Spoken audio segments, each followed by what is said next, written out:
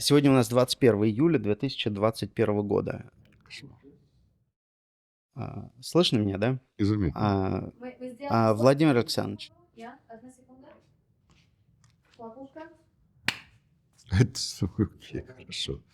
Это по-нашему, это по-израильски. Руками. можем? Да.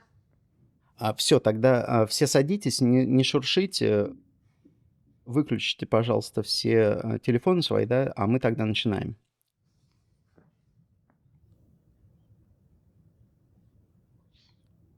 Владимир Александрович, давайте тогда попробуем пойти хронологически. Как вы уже, будучи банкиром, почему-то решили податься в СМИ? Что для вас это было? Почему вы заинтересовались телевидением, радио? Это была попытка построить какой-то новый бизнес, или ваш интерес был в том, чтобы получить через СМИ какое-то политическое влияние? Во-первых, я начал вообще с газеты. Появилась газета «Сегодня». Мотив появления газеты был смешанный. Я не буду врать, безусловно.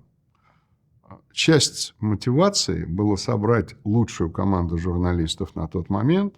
Тогда была единственная конкуренция – это независимая газета, которую все читали. И я собрал, с моей точки зрения, изумительную команду журналистов в эту газету «Сегодня». Был главный редактор Остальский. Он был сыном декана актерского факультета ГИТИСа, где я учился. Он не был моим другом по разным причинам. Я имею в виду папу. А сын был изумительный. Был изумительный журналист, очень эмоциональный, очень талантливый Миш Леонтьев. Он был первым замом. Был Пархоменко. Было огромное количество людей, которые перевернули тогда для меня мою мотивацию. Был Миша Бергер. На все они есть, на самом деле. Что значит «были»? Я надеюсь, что все живы. С кем-то я сейчас поддерживаю отношения. И для меня это было первое столкновение с медиа. Я никогда не думал о медиа. Я все-таки по профессии театральный режиссер. И для меня это как бы такая была специальная виртуальная жизнь. А когда я столкнулся с медиа, с журналистами, это был для меня очень большой экспириенс. Это первое. Потом появилась идея телевидения. Это было очень быстро. Это было начало 93-го.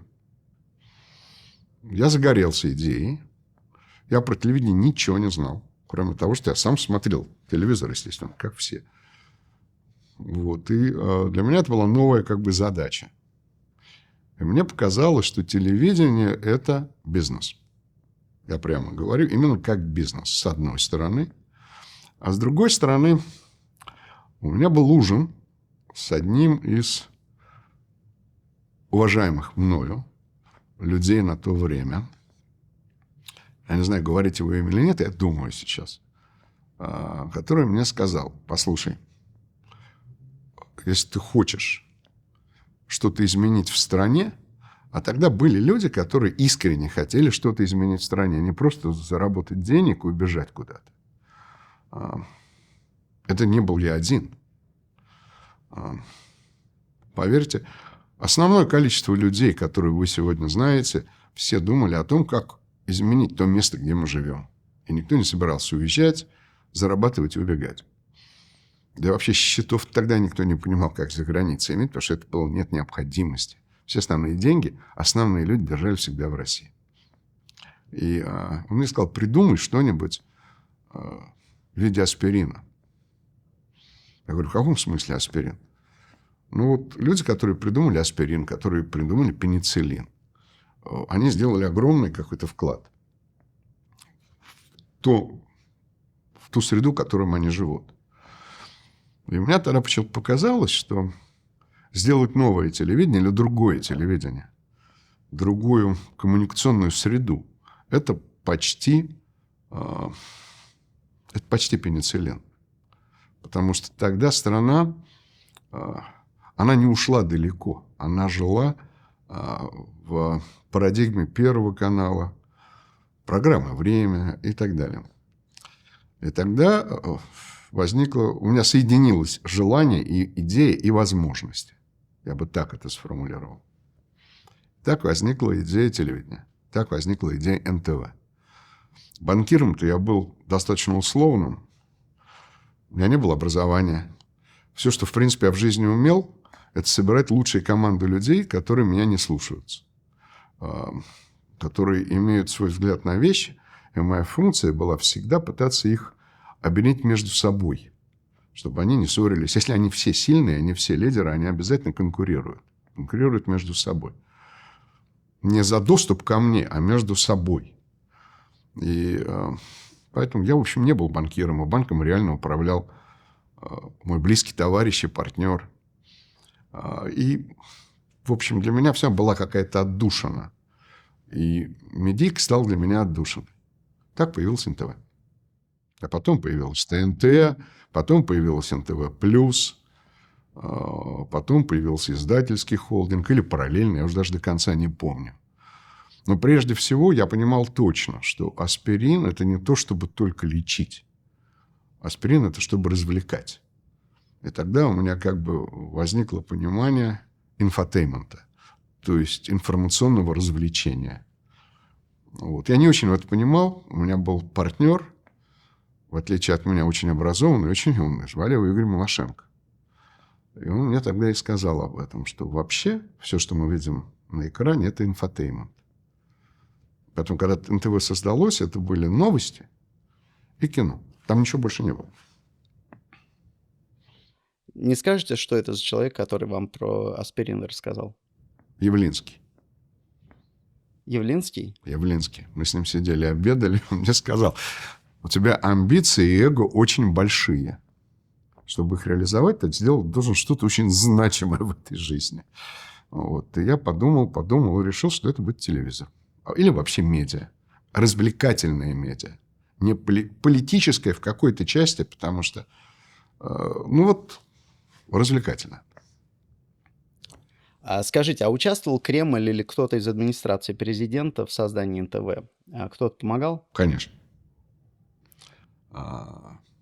Во-первых, помогал Торпищев. Можно полным предложением? Да, конечно, помогал. Помогал Торпищев. Будете смеяться, я никогда в жизни не встречался с Коржаковым. Ни разу в жизни. Лично я не встречался. Но он по просьбе Шамиля тоже помогал. А на самом деле помогла ситуация и жизнь. И это все случилось только благодаря Ельцину. Я не знаю, как. Я в детали не был посвящен. Я знаю, что решение о запуске НТВ принял Ельцин. Вот все. Как это получилось? Это получилось и с событиями у Белого дома. Это в связи со многими-многими вещами случилось, понимаете, да? Вот, и это был так, как получилось. В принципе же нам дали пустую лицензию на время канала, где ничего не было. Там было что-то, но я даже не помню, что там было. И надо было начинать все с самого начала.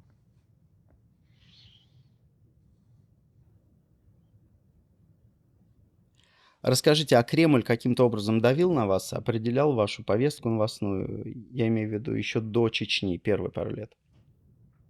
Чечня-то началась сразу. Каких пару лет? Давайте посмотрим по времени. Если я правильно помню, Чечня началась практически сразу. И поэтому никто не определял никакой повестки. Вот мы давайте, мы пытались найти другую информационную среду подачи информации. Это делал не я. Давайте прямо скажем. Надо мной тогда все смеялись, потому что я не понимал, как это работает. Совсем. Я приходил и смотрел, как работает там пульт выпуска. Я не понимал. Я ничего не понимал, короче говоря, про телевизор. Я просто приходил и учился, потому что я точно был уверен, что рано или поздно этот навык когда-то пригодится. Я должен был понять, что такое перенести кабель с одного этажа на другой. Надо мной смеялись, потому что я не очень понимал, что такое переключить. В общем, я ничего не понимал, чтобы не тратить время. Кремль ничем не занимался, а возникла изумительная команда из 3 людей. Это Малашенко, Добродеев и Киселев. У всех были разные функции. Я могу сказать, что без них бы не было НТВ. И единственная, первая моя функция на первом году функционирования НТВ сделать так, чтобы 3 разных, удивительных человека не поссорились до конца. Чтобы они оставались вместе. И моя была функция исключительно кота Леопольда. Давайте жить дружно. Поскольку удалось. Вот, поэтому... Владимир Александрович, мы с вами договорились вот эти краткие характеристики людей делать. Давайте мы их прямо по ходу будем проговаривать, чтобы они у нас были близко к историям, про которые мы говорим. Давайте, да? Давайте. Расскажите, что за человек был Малашенко? Малашенко. Он был продуктом советской системы. Суперобразованный человек. Суперобразованный человек. С блистательными знаниями. Вообще-то он из элиты, из советской элиты. У него высокопоставленный отец. Он кончал философский факультет МГУ. И, насколько я понимаю, я до конца не могу точно сказать, но, в принципе, это была подготовка для контрпропаганды против основного противника, против США. Поэтому он провел очень много времени в Америке. Он обладал фантастическими знаниями. Или диссертация, или дипломная работа была у него по философии Данте Алигьери. То есть он был фантастически образованный человек. С феноменальной памятью. Это первое. Благодаря нему появилось название НТВ. Благодаря ему появилось 3 буквы и зеленый шарик. И появился Сёма Левин, который это сделал, которого он нашел как дизайнера. Он был очень конфликтным человеком. Фантастически конфликтным человеком. Но он был супер. Все, что хочу сказать. Но моя задача была, в общем, за ним конкретно заносить хвосты. Потому что можно было поссориться с патриархом из принципа. И этот человек никогда не давал задний ход. Можно было поссориться со всеми. И это весь Малашенко. Добродеев, он телевизионный человек. Я думаю, что он и сейчас, и раньше он был номер 1 информационный телевизионщик России. Он лучше всех воспитывал журналистов. Он больше всех уделял им времени. Он их тренировал. Вся новостная служба НТВ, форматы НТВ, ведущих НТВ, все придумал Добродеев. То есть я могу сказать, что и сейчас я думаю, что это человек в телевидении номер 1 в России. Ничего не изменилось. Он не был конфликтным. Он был гибким, потому что он пришел с советского телевидения. Он точно понимал, как там жить. Но когда его эмоции переполняли, он взрывался. В этот момент очень важно находиться было, как вам сказать, рядом, чтобы все остальные выжили. Он очень специфический человек. О нем можно много рассказать забавных вещей. Я могу просто привести там много примеров, но это не важно. Значит, и был Киселев. Он и есть Киселев. Киселев не автор НТВ. Киселев автор Киселева. И все мифы о том, что Киселев работал почему-то по поручению и так далее, это на 80% миф. Киселев, я думаю, лучший политический журналист и не только того времени. И это была как бы встроенная часть НТВ. Это был Киселев. И влияние программ «Итоги» на все НТВ было суперзначимым, потому что у него была лучшая команда редакторов, лучшая команда сюжетов, которые мы подбирали к выходу в воскресенье. Как правило, Киселев появлялся в субботу, не до конца выспавшийся, и кипела работа до выхода в воскресенье. Вот это было, я считаю, 3 совершенно удивительных человека. И, поверьте, 95%, 99% того, что скажет Киселев в эфире, я узнавал из эфира. Я тоже его смотрел всегда. Я смотрел всегда Киселева и Доренко. Просто это 2 разных жанра. Доренко – это такой авторский бурлеск, а Киселев – это тяжелая политическая журналистика. Вот таких были 3 человека, они были главные. Была изумительная Таня Миткова. Было очень много классных людей. Но все они появились благодаря их команде. И всеми журналистами всегда учил, управлял и координировал Добродеев. Добродеев, неважно, где он был. Добродеев, даже если не видел выпуска, потому что он должен был позвонить и сказать, как это было. Он их слышал по телефону, если не был в России. Он был причастен. То есть он был больше, чем главный редактор новостей. Совсем больше. Он был автор формата. Это был Добродеев.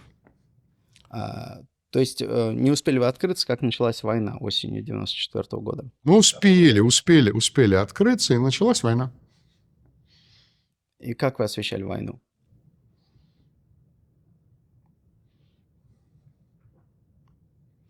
Мы старались говорить правду. Все мифы о том, что когда-то кто-то из чеченских командиров кому-то платил, это глубокая неправда. Это была пропаганда традиционно Кремля, потому что им все не нравилось. Тогда впервые мы столкнулись с административным ресурсом Кремля. Были возбуждены уголовные дела по Масюк, по людям, которые делали интервью, по куклам, по всему подряд. Понимаете? И было большое давление. Но была определенная, как это сказать, была необходимость,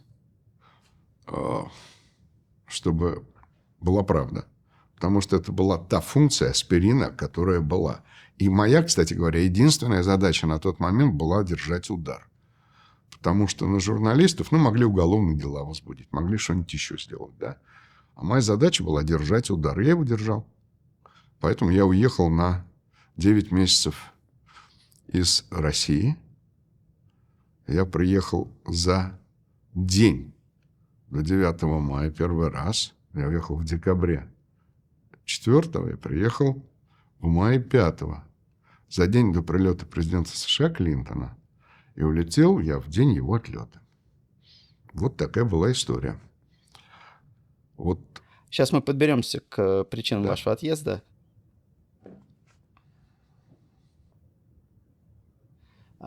Часто говорят, что вы обслуживали интересы боевиков. Согласны ли вы, что НТВ освещал войну с точки зрения чеченцев, показывая зверства российских солдат, но никогда не показывая зверства чеченцев? Это не так. Это совершенно не так. Показывали и то, и другое.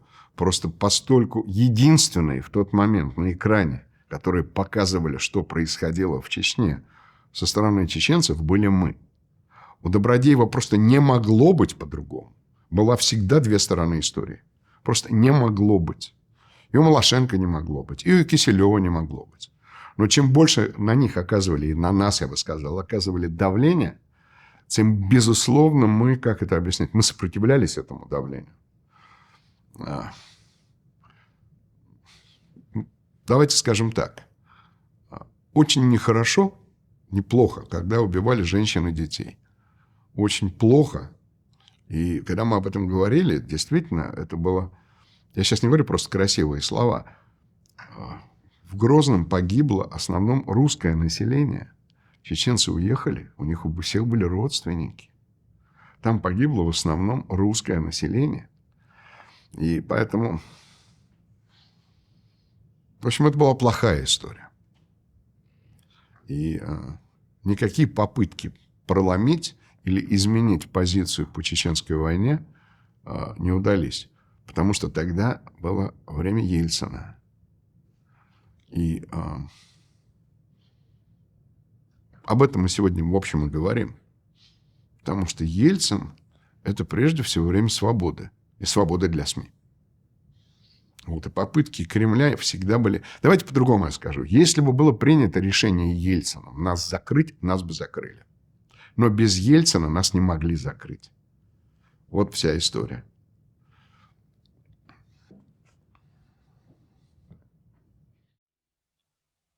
А вы считаете, что Ельцин, бывший первый секретарь обкома, к этому времени был уже таким убежденным демократом и понимал, что свобода слова – это важно, и поэтому не давал вас закрыть? Не знаю. У меня нет ответа на эту тему. У меня есть ответ общий. Я точно понимал, что Ельцин – это очень специальный человек и специальный, в хорошем смысле, персонаж истории. Он не любил КГБ. Вот не любил интуитивно. Он не любил...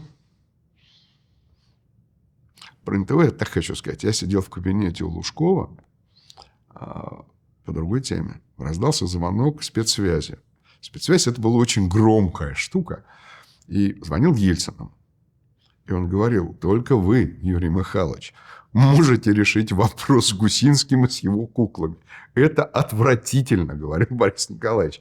Но поверьте, куклы выходили, выходили и выходили. Это в этом весь Ельцин. Вот хочу вам сказать в этом. Я не знаю.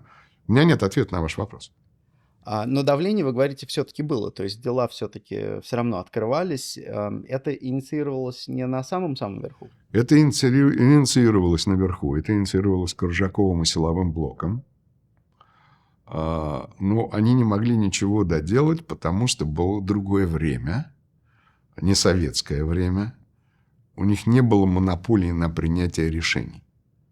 Вот это очень важно понять. Не было централизации такой. Я знаю только одно, что если бы было принято решение Ельцином, нас бы не было. Потому что, опять-таки, большая мифология была о том, что там олигархи управляют всем. Это неправда. Мы все понимали силу власти и силу административной власти. И мы могли с ней только договариваться снизу вверх. А все остальное – это миф Березовского. Поэтому я был совершенно убежден, и в этом была моя функция – искать компромиссы, не давать затоптать канал, не давать затоптать людей.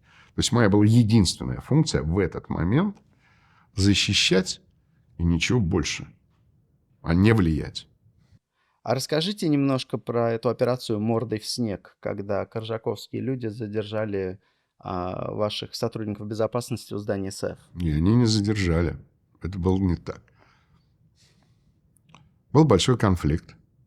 Но он не был связан так или иначе с Чечней. Он был связан с некой феерической моделью и идеей, которая функционировала в головах силового блока Кремля, прежде всего Коржакова, о московской группе, которая стремилась отстранить Ельцина от власти, и во главе этой группы стоял Лужков, что было полным абсурдом. У Лужкова никогда в жизни не хватило бы смелости даже думать об этом, каким-то образом отстранять Ельцина от власти. Был создан специальная пугалка для Бориса Николаевича, который не боялся, на самом деле, чтобы вы понимали, да, потому что власть и был Ельцин, а Ельцин был властью.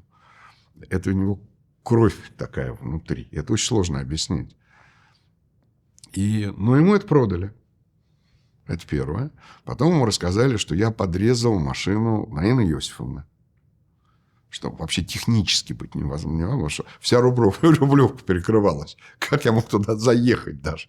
Это нереально, это чистая мифология. Из меня сделали нормального персонального врага, который работает с Лужковым для того, чтобы сместить Ельцина. Вот это было так. А подробно это было очень забавно, потому что меня предупреждали о том, что готовятся какие-то акции. Но я был более молодым, вероятно, более отчаянным. Говорю, ну хорошо. Будут бить, будем плакать, как говорил Шарон у нас здесь. Не надо ничего делать заранее. И как-то утром я вышел, а мы тогда жили на цыковских дачах, у нас не было своих домов, мы арендовали, знаете, такие вот маленькие домики в Цыковском поселке, Успенское. И мой начальник охраны пришел и сказал: послушайте, говорит, у нас что-то происходит. Я говорю: что происходит, Женя? Он говорит: у нас очень много служб безопасности, и это военная часть.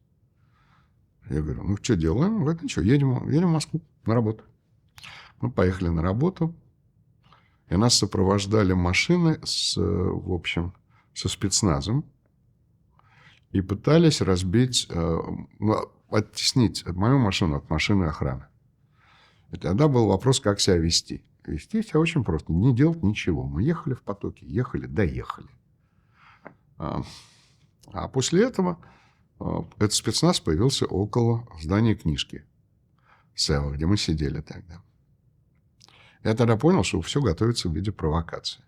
Мы разоружили всю охрану. Мы забрали у них пистолеты Макарова и так далее. Чтобы никто не вздумал оказывать сопротивление государству. Потому что это была провокация. И вечером, когда они пошли не на охрану, они пошли на 21 этаж СЭВа. Такой был приказ. Нас, вы будете смеяться, тогда защитила прямая трансляция CNN, камеры, которые стояли у нас на этаже. Еще несколько каналов, я просто не буду врать кто, но CNN там был точно. И они не решили пройти журналистов. Нас защитили тогда просто журналисты. Вот, был огромный скандал, были прямые репортажи. Это можно посмотреть в архивах, кстати говоря, у CNN. Он есть просто. У CNN точно. Вот, потому что мы были своими. Мы не были чужой частью. Мы тогда уже стали медийной группой. Понимаете? И нас так воспринимали все. Вот. Начался большой публичный скандал. Ельцин уехал в Будапешт с Коржаковым, а на хозяйстве остался человек по фамилии Рогозин. Первый замначальника безопасности. Очень смешной человек. Его называли в свое время в КГБ звездочетом. Он занимался потусторонними... Вот вы зря смеетесь. Он занимался потусторонними явлениями. Вот. Мракобесие – это часть неблагополучного государства, вы это понимаете. Оно только там живет. Вот. И мне раздался звонок. И сказали: давайте мы попробуем от него. Давайте попробуем закончить миром. Я говорю: так я не воюю, что? Потому что начались прямые трансляции о том, что происходило. Мы не могли ничего другого рассказать. Они перепугались все, потому что эти люди боятся публичности, ничего больше. А я считаю, что медиа имеет право себя защищать, если на него нападает власть. Это та функция, которая у медиа, любого медиа должна быть. И я отправил жену с ребенком в Лондон. И он говорит: давайте встретимся у меня. Я говорю: хорошо. Мы договорились на встречу на то время, когда у меня жена должна была улететь на British Airways в Лондон с ребенком. В это же время я заехал к нему. Мне перед этим был звонок, что все нормально, они прошли регистрацию, пошли на посадку. Но я же понимаю, что эти люди могут все, что хотят. Значит, я спросил тогда Рогозина: моя жена улетит? Он мне сказал: зависит от вашего поведения. Потом был некий эмоциональный всплеск. Я бы так это сформулировал. Потому что жена и ребенок. Я ему сказал: вы не нервничали, Владимир Александрович? Что я пошутил? Они улетели, а мы остались разговаривать. Тогда я впервые услышал теорию заговора московской группы. Понимаете, да? Вот это было так. А потом я в декабре, через 2 недели я уехал тоже на время. Вот такая была история. А основным раздражителем была все-таки ваша близость с Лужковым или ваше освещение Чечни? Вы знаете, я, честно говоря, не знаю, что было главным раздражителем. Я думаю, что, конечно, главным раздражителем была борьба за власть. Это Лужков. Потому что весь этот блок силовой, он не мог функционировать, если не создавал проблемы. Он обязан был создать проблемы и показать свою нужность. Иначе зачем они все? Зачем нужна служба безопасности, ФСО и так далее? Для чего? Если нет кого защищать. Вот есть враги, давайте от них и будем защищать. Создание врага – это путь к уху начальника. Это известная история. Я думаю, что это был главный фактор. А поскольку им не удалось сделать из нас национальных врагов тогда, потому что люди же все понимали. Поэтому, я думаю, Чечня был огромный раздражитель. Но все-таки приоритетный был раздражитель власти. А расскажите немножко о ваших отношениях с Лужковым в то время. Вообще-то я познакомился с Лужковым, когда он был начальником агрокомплекса в московском исполкоме. Он отвечал тогда за кооперативы. Это был очень странный человек, который принимал всех, кто его ждал, кооператоров, и не уходил домой. У него была трагедия, он остался один, без жены, ему особенно спешить было некуда, и он мог сидеть до 2 ночи на улице Мархлевского, там, где был вот этот агрокомитет. Он отвечал там за сельское хозяйство. Вот, и за кооперативы заодно. И мы с ним очень тогда, я прямо хочу сказать, ну, во-первых, он был для меня властью. Во-вторых, он был очень необычным человеком, противоречивым. Мы подружились. Я буду прямо говорить. У нас стали изумительно хорошие отношения. И они закончились к началу 95-го года. Такие хорошие отношения. Почему? Я не буду это комментировать. Это личное. Я не буду. А давайте тут такую же тоже маленькую характеристику. Кто такой Лужков? Что это был за человек?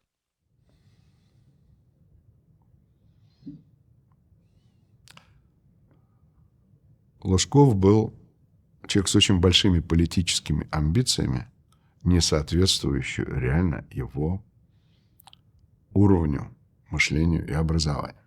Это первое. Это существенный вопрос. Я так думаю. Но при этом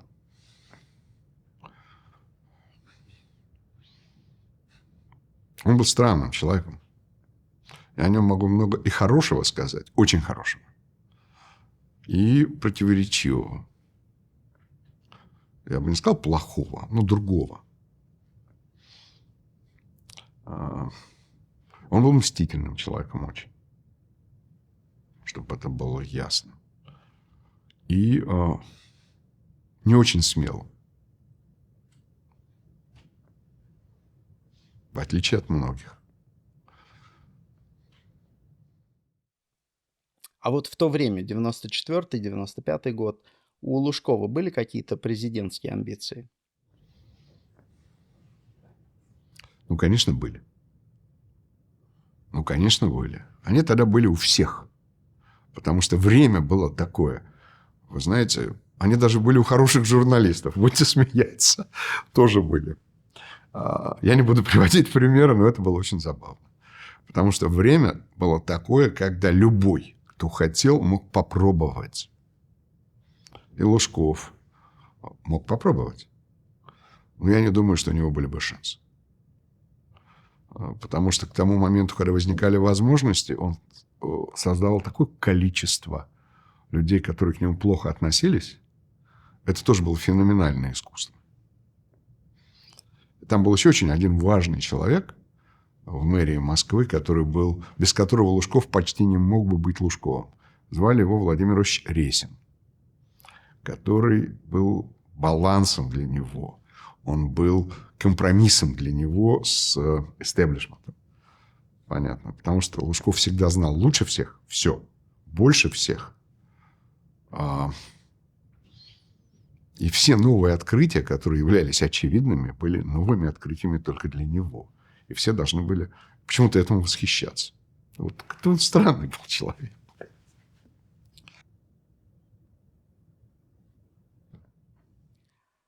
Давайте Коржакова также охарактеризуем. Кто такой Коржаков и насколько его влияние на Ельцина на самом деле было велико? Был ли он серым кардиналом на самом деле? Я его не знаю. Я не могу характеризовать человека, с которым я лично не общался. Это было бы нечестно и неправильно. Я думал о нем, я о нем знал только о результатах его действий. Я думаю, что... Это моя спекуляция. Я думаю, как у любого политического лидера, кем был Ельцин, был какой-то круг вокруг, куда ты пропускаешь людей и становишься безоглядно им доверять. И поскольку функция Коржакова была создавать проблему и потом ее решать, это человек, который постоянно создавал проблему. Мы, наверное, будем еще много об этом говорить. То есть все влияние Коржакова, с моей точки зрения, было одно из самых негативных влияний на Бориса Николаевича. Но только поскольку Борис Николаевич был огромен, а Коржаков был мелок. Понимаете, наверное, можно было потрепать штанину, можно было укусить ниже колена. Выше нельзя было. Коржаков был... Давайте по-другому я скажу. Он себя считал вице-президентом, а он был начальником службы безопасности. Он не был больше. Для Ельцина. Хотя Ельцин ему, безусловно, доверял. Конечно, доверял его информации. Конечно, Коржаков страшно на него влиял. Но самого Коржакова я не могу оценивать, потому что я с ним никогда не виделся. А вам тогда по-человечески было иногда страшно? Все-таки это начальник службы безопасности президента, и вы чувствовали, что он к вам, мягко говоря, не расположен. Да и вообще очень трусливый человек. Мне всегда страшно. Просто кто-то говорит, что ему было не страшно, а они врут. Мне было. Может, кому-то нет. Но мне было точно. И что? Ведь задача не быть бесстрашным, задача преодолевать страх, а ни в чем другом. Владимир Александрович, нам надо карточку сменить в камере. Давайте. Прервемся тогда на 2 минуты. Давайте. Вы так ловко сейчас ушли от ответа про отношения с Лужковым, отговорившись просто дружбой, но в то время считалось, что вы обслуживаете какие-то политические интересы Лужкова, что какие-то взаимоотношения у вас есть с Лужковым. У вас были какие-то совместные бизнес-интересы или еще какие-то отношения? Давайте скажем, у меня никогда не было бизнес-отношений с Лужковым. Это неправда. Если бы они бы уже были публичны. При моей-то истории противостояний, поверьте, они бы все были публичны. Это первое. Политические интересы Лужкова, вы знаете, я вообще не постарался политические интересы не обслуживать. По причине того, что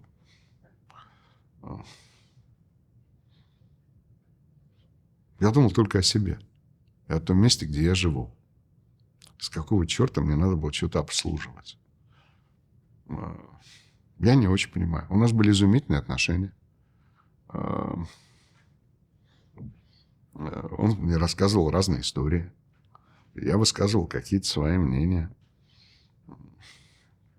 Тогда была создана система московских уполномоченных банков. Это же не был только Мосбанк. Это же были все основные банки России, Москвы и России в тот момент. Понимаете, да?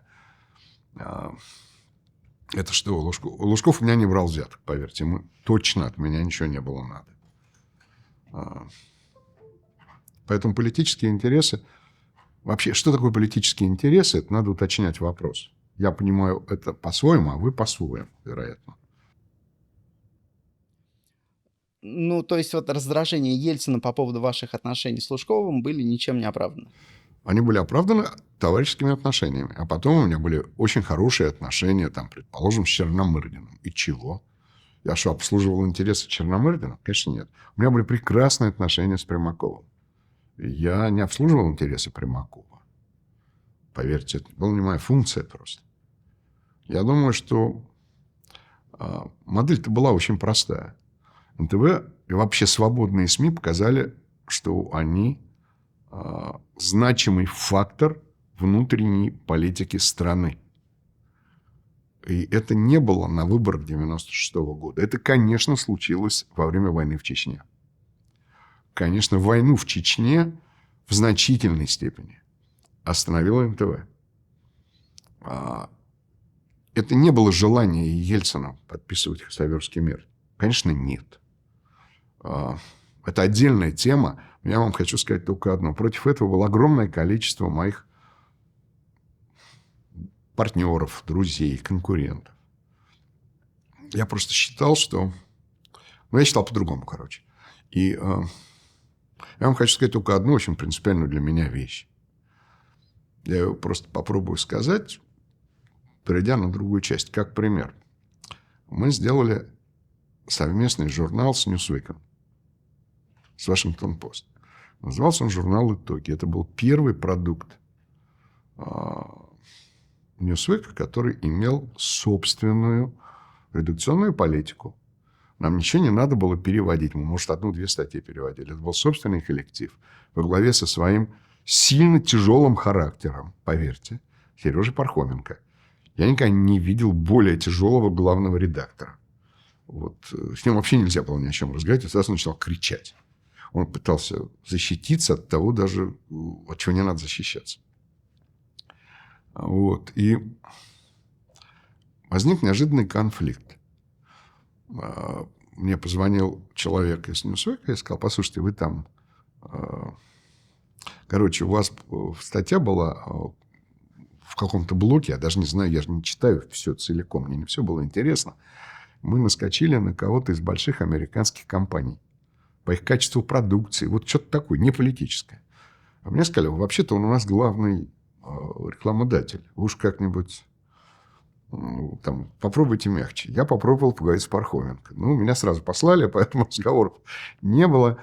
Значит, а я через некоторое время оказался в Вашингтоне. Потому что вообще весь этот проект возник в этом формате только потому, что я дважды в жизни встречался с грандиозной женщиной, которую звали Кэтрин Грэм.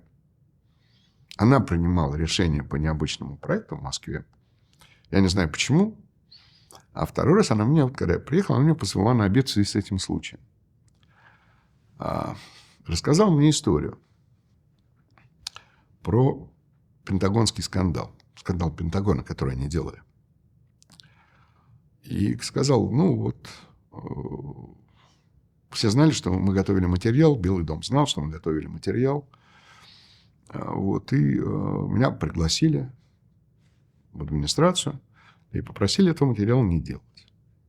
И намекнули вполне отчетливо, что если этот материал выйдет, у нас есть несколько... Мы участвуем в нескольких конкурсах на местные телеканалы, и одновременно будет большая налоговая проверка. Потому что, как вы знаете, АРС находится под администрацией президента. Глобально. Технологически находилась. Ну, и она мне это рассказала. Я думал, что она мне сейчас расскажет, как она вышла, как она круто, как она всех построила. Я говорю: я думал, вот сейчас. Она мне сказала: знаешь, я думал несколько дней. Я опешил. И она мне сказала очень важную для меня вещь. Она сказала: человек, который занимается медиа, он занимается бизнесом. Я занимаюсь бизнесом, ты занимаешься бизнесом. Но в какой-то момент у тебя будет одно решение, очень важное. 1 раз в твоей жизни, 2 раза в твоей жизни. Это конфликт между бизнесом, которым ты занимаешься, и public service, который ты оказываешь. И то, что ты делаешь. Это некрасивые слова. Вот. И для меня это был большой конфликт. Я говорю: и материал вышел. Я говорю: и каналов не было. Вот это точно. Это вот мой разговор, и я тогда понял, что возникают очень часто.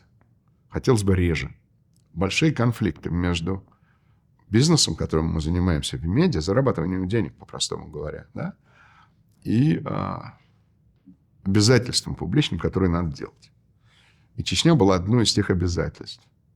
Поэтому я старался не участвовать за одним исключением вообще не в обслуживании ничьих политических интересов. Потому что этот разговор с ней я очень хорошо запомнил. Скажите, а вы... Ну, я понимаю, что вы не военный и не планировали эту военную кампанию, но вы считаете, что можно было бы избежать войны в Чечне? Я не знаю. Я не думал на эту тему, если говорить серьезно, но я знал только одно. Так, как она велась, она вестись не должна. Это была Россия. Это использование армии против гражданского населения на своей территории. Я считаю, что это военное преступление.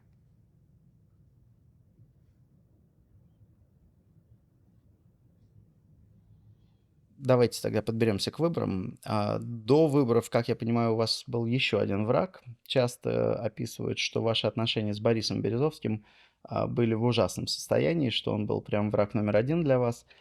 Расскажите, кто такой Березовский и какие у вас были отношения до выборов?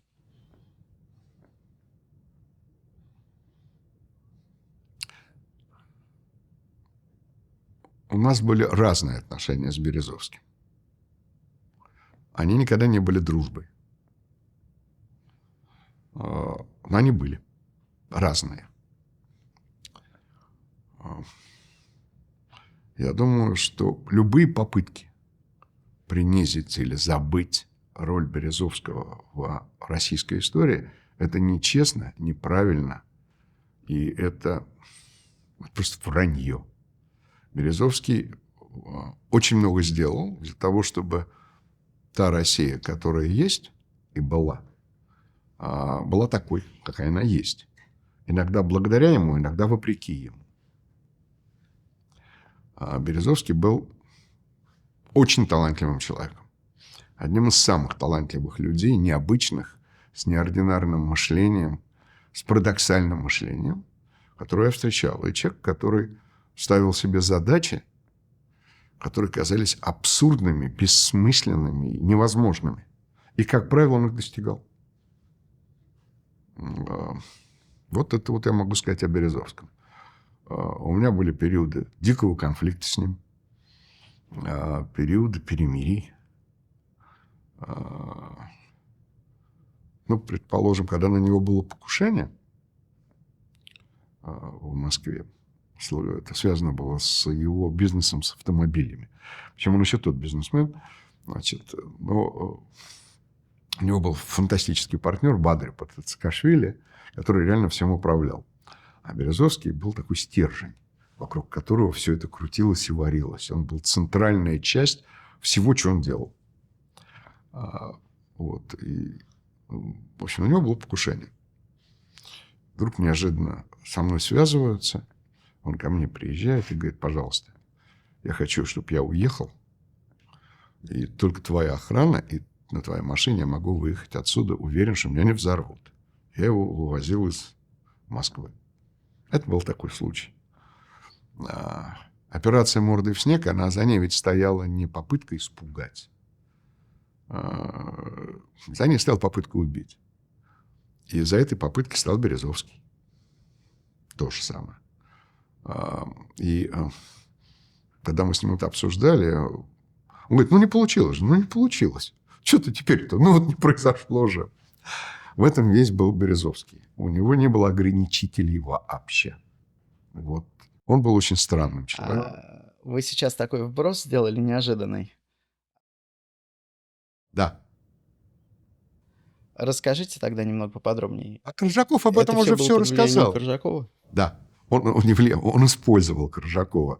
По умственным способностям Коржаков не был сравним с Березовским. Я бы так сформулировал. Он просто им манипулировал. Тогда, когда надо. И сильно. Он был реально очень большим политическим и человеческим манипулятором. И да, эта операция была, поскольку нельзя было отдать приказ: идите, убейте Гусинского.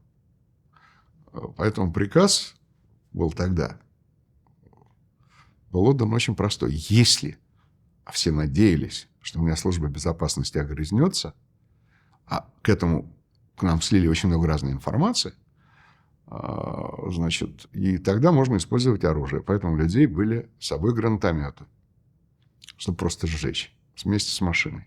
И только благодаря моему начальнику охраны, который сказал: все, мы не сопротивляемся. Я говорю: мы не сопротивляемся.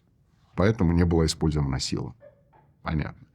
А за этим стоял Березовский. И это не является секретом. Об этом, кстати, Коржаков упоминал где-то в своих книгах или еще в чем. Это не является новостью. Ну, Поэтому Коржаков так много о чем упоминал и так много врал, что трудно разобраться, где там правда, а где ложь. знаете, я не читал. Мне сказали, что Коржаков это прям, ну это правда. Это точно. А какая мотивация была у Березовского?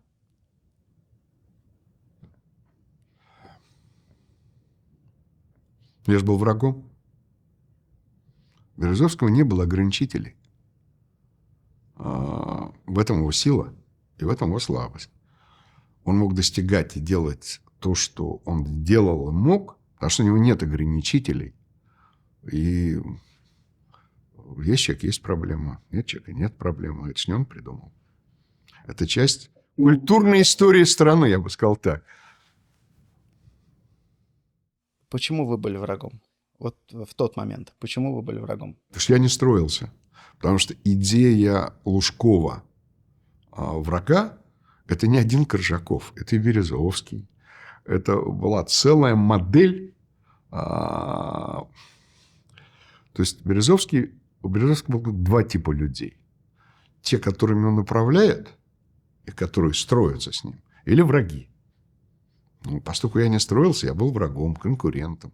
Вообще идея создать из Лужкова врага для Ельцина, конечно, это не Коржаков. Конечно, это Березовский. Ну, конечно. У Коржакова, давайте скажем так, ну, умственной возможности этого просто не было. Это же надо было придумать все. Это же надо было продать все. Это мог только сделать Березовский. Что секретно? То есть вы говорите, что по сути Березовский был тем человеком... Что? То есть по сути вы говорите, что Березовский был именно тем человеком, который создавал проблемы, чтобы потом их решать. Нет. Березовский был очень сложным человеком.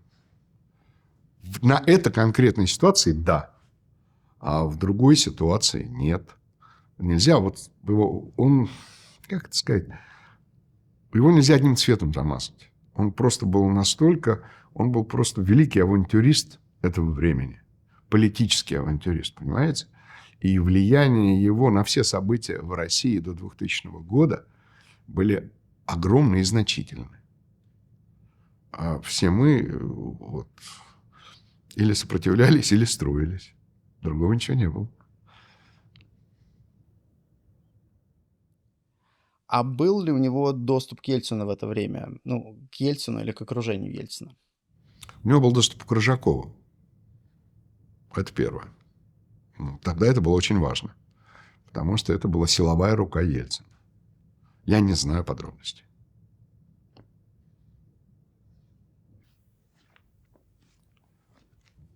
Давайте тогда непосредственно к выборам перейдем, к 96-му году.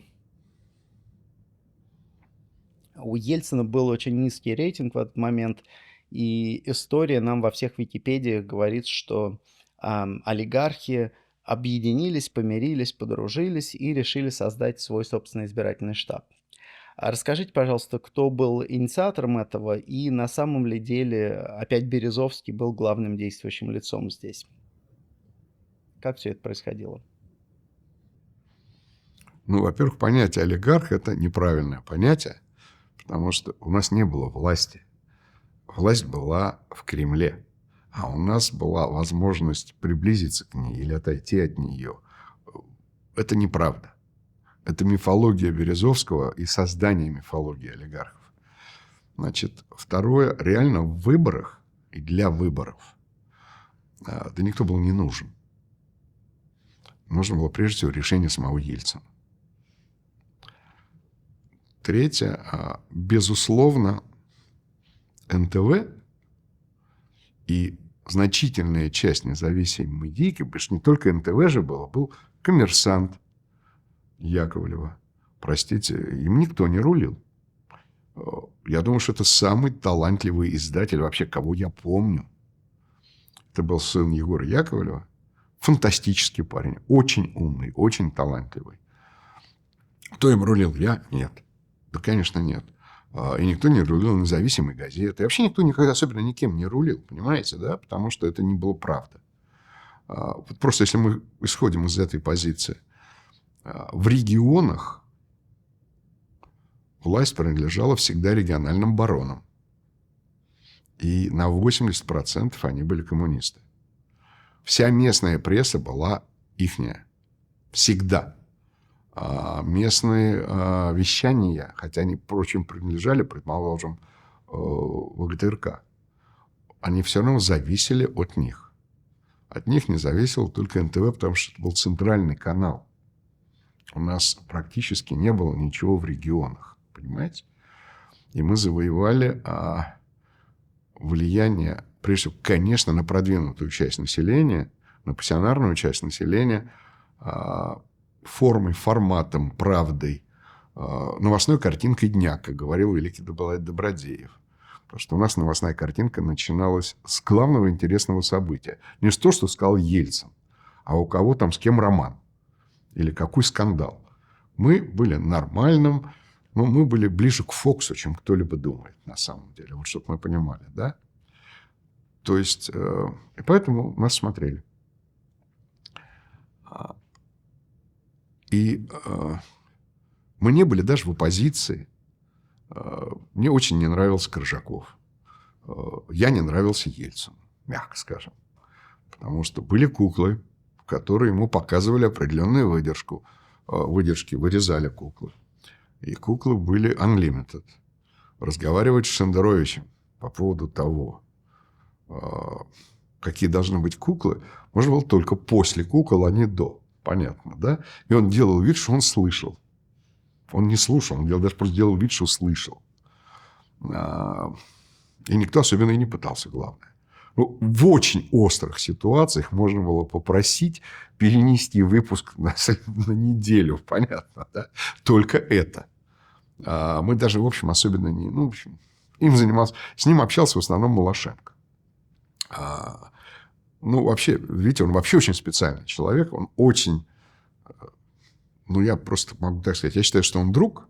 Поэтому все мои слова будут, наверное, не объективны. Я считаю Шендеровича просто великим. И великим сатириком, я так хочу сказать. И продукт куклы был... Это главный его продукт. Хотя у него был изумительный продукт, который выходил до итогов, назывался «Итого», который он вел сам. Вот почему я об этом сейчас все сказал. Выборы, рейтинг был маленький, это правда. Регионы не контролировались. Вероятно, без мы особенно не критиковали Ельцина. Мы рассказывали правду. Вот и все. Мы были не за и не против.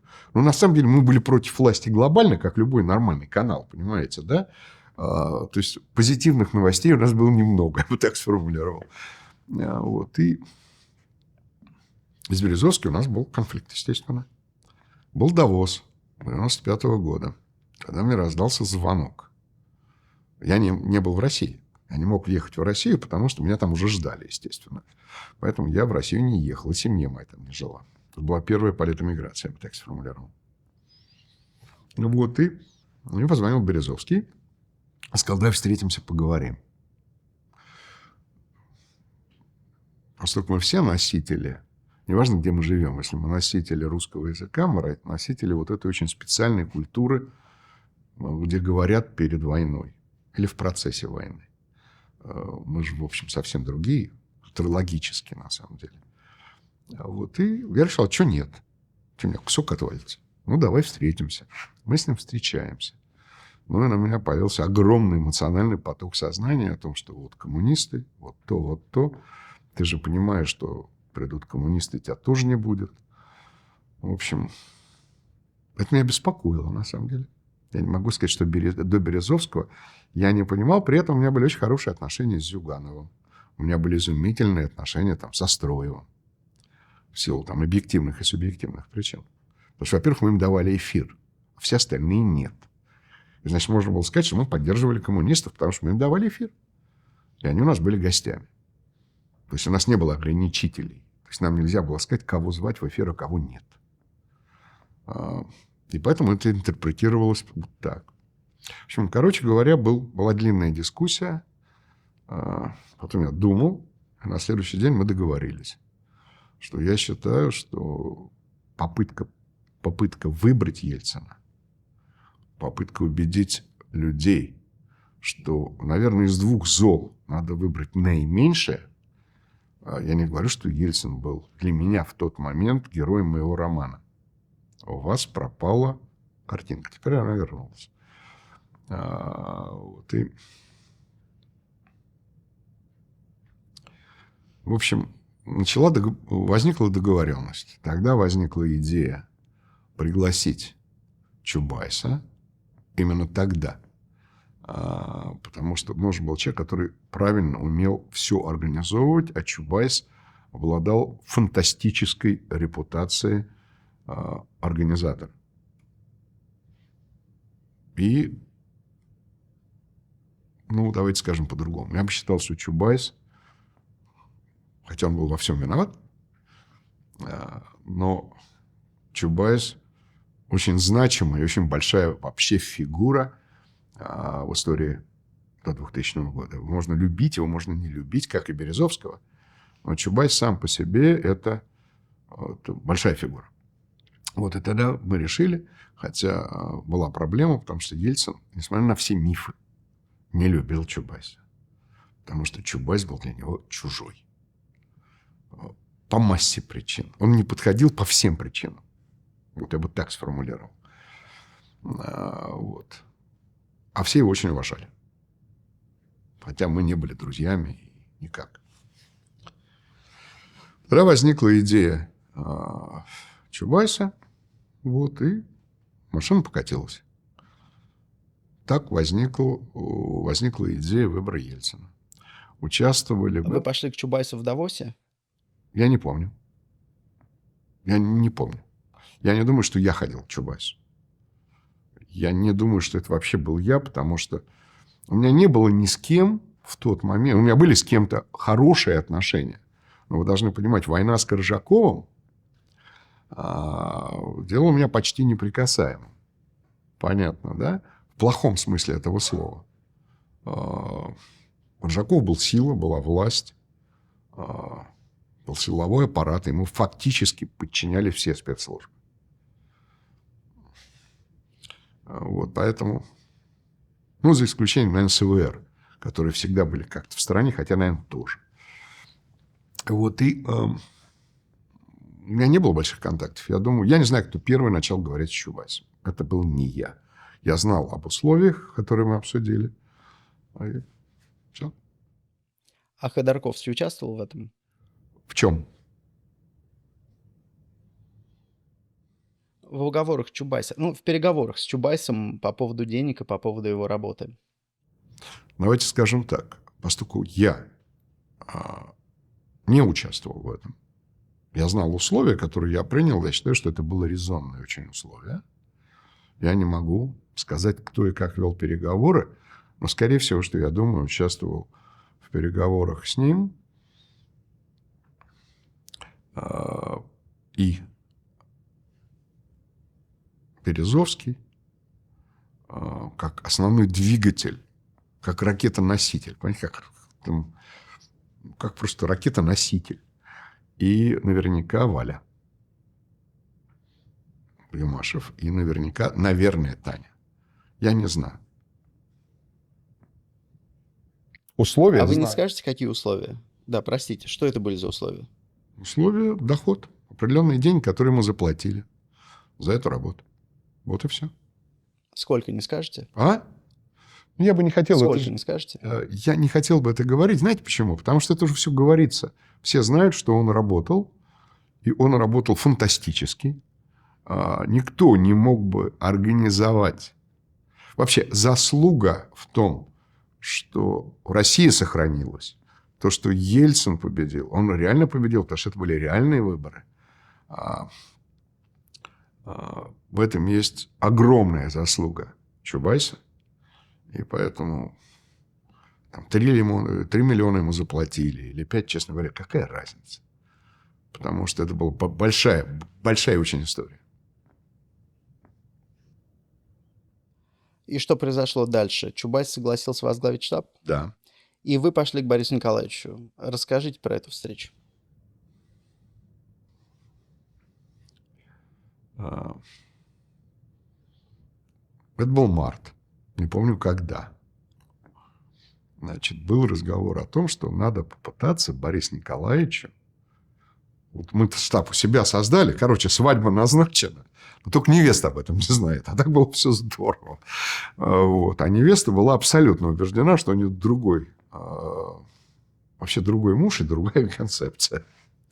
И вообще она самая популярная, самая красивая женщина в России уж как минимум. Вот. И тогда возникла идея сделать обед с Ельциным. И мне сказали, что ты должен в этом принимать участие. Я сказал, зачем? Он меня не любит. Он у меня ассоциируется со своими куклами. Плюс я лужковец, я еще кто-то. И я прочеченец. Я черт его знает кто. Он меня не любит. Он говорит, ну вот поэтому, когда ты будешь говорить, тогда, значит, вот будут слушать. Я говорю, а что мне терять? Ну, он уже и так не любит. Ну и что дальше-то? Ну, дальше только Зюганов. Вот, который, может, меня тоже любит, кушать, да, так нет, вероятно, как помидор. Значит, и был обед, на котором было всего несколько человек. Там не было много людей. Там был, ну, естественно, Чубайс, из тех, кого я помню. Был Саша Смоленский, был... Так, операция памяти. Володя, Инкомбанк.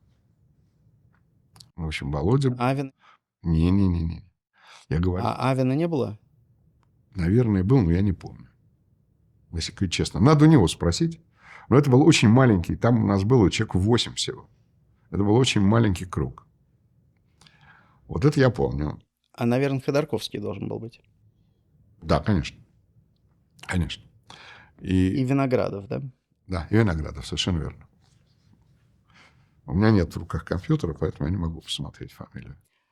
А вы не могли бы еще раз сформулировать, кто был на этой встрече? Что было на этой встрече? Кто был на этой встрече? Вот сейчас мы вспомнили с вами все фамилии. И что? И был Ельцин на этой встрече. Был обед. Очень красивый в Кремле обед. Вот. И он был очень доброжелателен в начале, Борис Николаевич. И Чубайс стал говорить. И пытаться ему донести. А меня посадили напротив него практически. Понимаете, да? И я себя чувствовал... Я не видел в его глазах хорошего к себе отношения. Прямо хочу сказать. Он был политик, сдержанный человек. Но на меня смотрел не очень одобрительно, вот так сказал.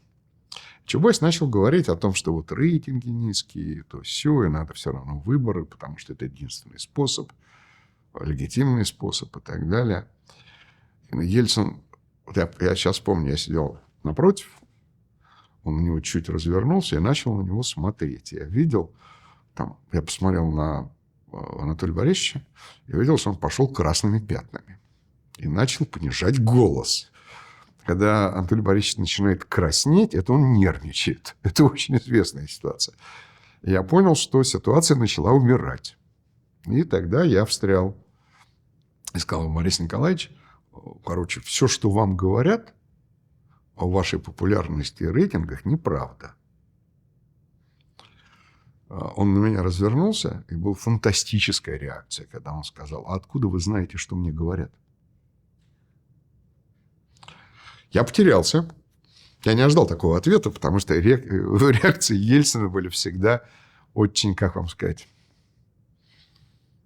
необычные, неожиданные. Вот. И сказал: ну, вот исходя из того, как вы себя ведете. Ну, дальше разговор был сумбурный, я бы сказал. Он не очень сложился. И Ельцин ушел страшно недоволен и пошел думать. То есть решение не было принято. Решение было принято через несколько дней. А что вы предлагали ему сделать? Мы предлагали сделать выборы по-настоящему и выиграть их. Вот то, что мы предлагали. И мы предлагали... Никто не говорил о том, что надо вводить военное положение или еще что-то. То, что говорили другие. Мы знали, что говорили. Мы сказали, что президент России, он, и мы максимально, чем можем, все его поддержим. Если мы выиграем, то вместе. И он будет настоящим президентом. Я думаю, что реально в этом решении основная заслуга, что он принял решение идти на выборы, это была заслуга Вали и Тани. Я считаю, что... А, Да. Что? расскажите, а кто подговаривал Ельцина не идти на выборы? Что это была за история? Это не была история. Это было большое политическое противостояние, потому что реально страну контролировали коммунисты. У меня были хорошие отношения с Зюгановым. Мы с ним периодически ужинали. Он уже делил все и как. И я уже подробности не помню, но я был, в общем, один из тех людей, кто будет отвечать за государственные СМИ. Потому что других СМИ не должно быть, естественно. Понимаете, да? И вообще мы понимали, какой будет порядок. Нет, Геннадий Андреевич неплохой человек, но он человек в плену своего представления о прекрасном. Был тогда, сейчас я не знаю. Вот, и давайте скажем по-другому.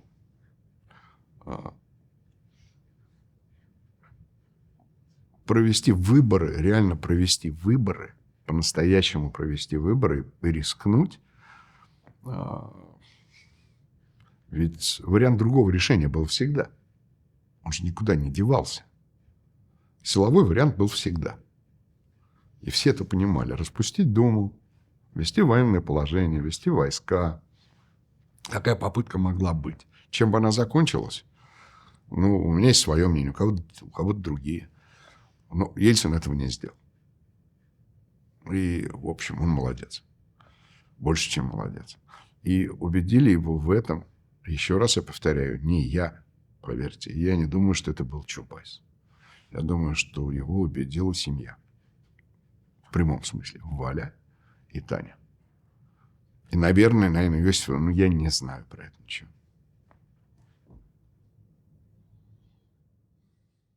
А кто его подговаривал пойти на силовое решение? Ну, вы знаете ответ. Ну, кто? Тот, кто обладал силой. Нет, я-то знаю. Я хочу, чтобы вы нашим зрителям Давайте. рассказали. Мы же говорили о Коржакове все время. Ну, что ж повторяться-то? Очевидно совершенно, что был силовой блок. И создание другого центра выборов. Ведь можно и выборы пытаться по-другому проводить. И поэтому сперва же было сбалансированное решение. Был штаб, который возглавлял Чубайс. И был еще один штаб, который возглавлял непонятно кто. Не, ну, в общем, понятно. Люди Коржакова и так далее, понимаете, да? И фактически я понимаю так, что в основном тем, что они занимались, они пытались сменить баланс сил в другом штабе. Они боролись за выживание, потому что противостояние было уже очевидным. Понимаете, да? Потому что это как... Ну, это было ясно. И финально все равно принимал решение только один человек. И этот человек был Ельцин. Вот. То есть они его уговаривали распустить Думу и отложить выборы. Но это было не один раз. Конечно, это же было не один раз. И известная ситуация в марте также, когда фактически мы стояли на грани военного положения. Когда танки были рядом с Москвой. И огромная, грандиозная заслуга, что этого не случилось, опять в руках Вали и Тани, Березовского, который всех собрал в кучу. Чубайса, безусловно. И вы будете смеяться. Лужкова и Куликова. Был такой министр внутренних дел. А жена у него готовила изумительные... Она была из Беларуси и готовила драники. Это картофельные такие оладушки.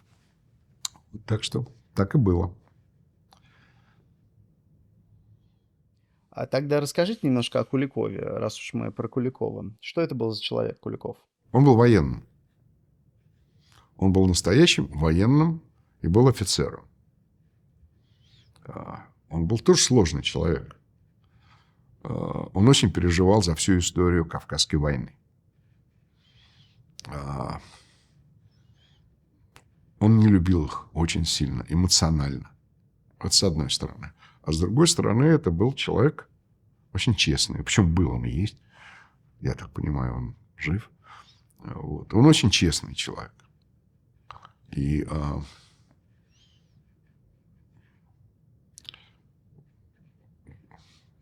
когда было вот решение ходило вот так, когда было непонятно, какое решение примет Ельцин, Куликов – это тот человек, который честно утром ему сказал, что он не уверен, что приказ главнокомандующего будет выполнен, потому что у него достаточно людей и сил для реализации этого приказа.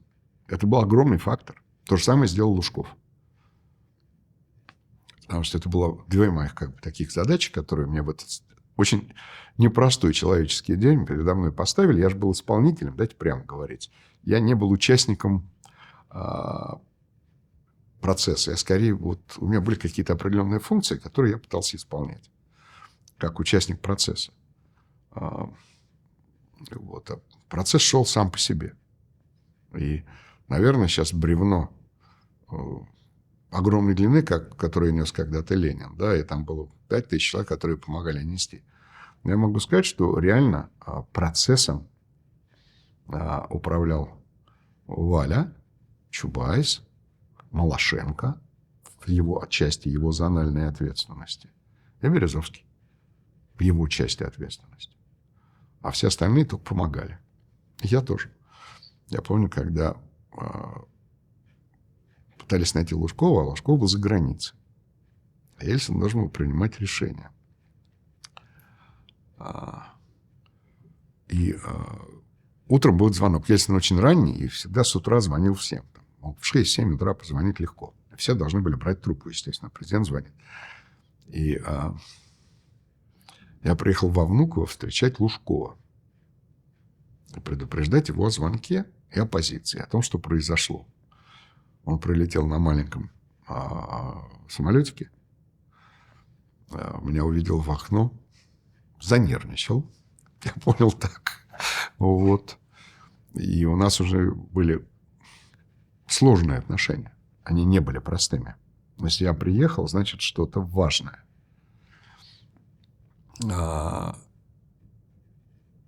Он спустился. Я говорю: Юрий Михайлович, надо поговорить очень быстро. Он говорит: где? Я говорю: можем здесь, можем в машину сесть.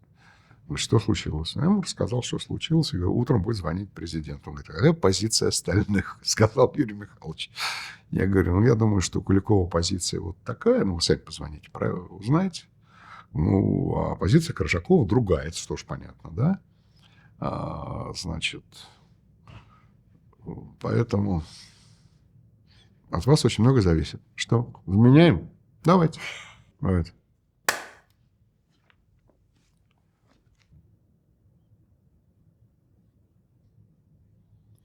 Я так понимаю, что ваша основная роль была все-таки задействовать НТВ в этой кампании. Нет. Задействовано НТВ было и так. Потому что особенно его задействовать-то было не надо, потому что все журналисты все понимали. У них была свобода. Давайте скажем по-другому. Вообще-то я из журналистов НТВ один раз встречался с Митковой. Один раз. В общем, знаете, я почти никого не знал. То есть у меня не было контактов с журналистами НТВ. Один раз, по-моему, с Лобковым. Ну вот, и все. Я никого не знал. И вообще Добродеев был категорически против того, чтобы я общался с журналистами. Что совершенно справедливо. Мало ли что я могу по глупости наговорить. И это неправильно. То есть я вообще ни с кем не общался, и НТВ и так все понимал. Потому что возвращение обратно никто не хотел. Время свободы, оно туманило голову всем. И это принципиальный вопрос. Поэтому что значит ответственность за НТВ? Это как? А что, брифинги им проводил и говорил, что говорить? Конечно, нет. Этим все занимался Олег Добродеев. Но вы же как-то коммуницировали это внутри НТВ. В какой-то момент вы, наверное, объявили, что ребята, впрягаемся за Ельцина. Под ребятами мы можем понимать только Олега Малашенко, который фактически был отвечал за весь публичный образ Бориса Николаевича, и роль Малашенко была очень значима. Я бы так сформулировал в штабе. И я бы сказал, совсем значима. И я мог поговорить об этом «Впрягаемся», но вот с Добродеевым и с Киселевым. А с кем мне еще говорить-то? Кого я должен куда впрячь? И их не надо было никуда впрягать. Вот понимаете, да? Поэтому никому ничего не надо было объяснять. Я не думаю, что Добродеев или Киселев хотели обратно на Гостелерадио. Они были самостоятельные, они были сами. И ими никто не управлял, кроме них самих реально. Понимаете, да? Поэтому опять это большая мифология, что кого-то приходилось специально строить, заставлять. Это не так. Люди защищали себя. Но никто не хотел обратно в концлагерь выпускать там стенную газету в концлагере под названием «Колючка». Но это же никому не надо. Поэтому никому ничего не надо было объяснять. У меня не было никакой роли в НТВ. 0. Скажите, а как так получилось, что Малашенко был назначен ответственным за медиа? Ну, во-первых, Малашенко не только за медиа отвечал. Это неправильная позиция. Малашенко отвечал, значительно за большее. Потому что Малашенко отвечал за всю кампанию, публичную ее часть. У Малашенко были очень дружеские отношения с Юмашевым и Станей. Во-вторых, давайте так. Авторитет Малашенко, персональный авторитет Малашенко в среде ни у кого не вызывал никаких сомнений. Понимаете, да? Потому что некого больше было поставить. Кого? Привести американцев, которые будут рассказывать мифы и легенды, не понимая, где и чего они делают. Это, как знаете, модно очень привозить американских специалистов на выборы, которые не говорят на иврите или на русском. Или еще что-нибудь не понимают. Это абсурд. Поэтому назначение Малашенко было изначально принципиально важно не потому, что НТВ. Более того, Малашенко после этого никогда не вернулся на НТВ. Потому что он не имел права. Потому что он занимался политикой, пойдя в штаб. И он мне об этом сказал. Малашенко был очень необычный человек. Когда я ему сказал, ты пойдешь? Он говорит, ты понимаешь, что ты меня отключаешь? Ты меня полностью отключаешь от медийки. Я с этого момента становлюсь политиком. Я говорю, да, понимаю. Это было его решение. Заставить я Малашенко точно не мог. Поэтому... моя функция... Владимир Александрович, там что-то с карточкой у нас. Да, я так понял, ребят? Да, мы просим прощения, есть какой-то брак карточки, который сейчас поменяли. Давайте. Мы готовы.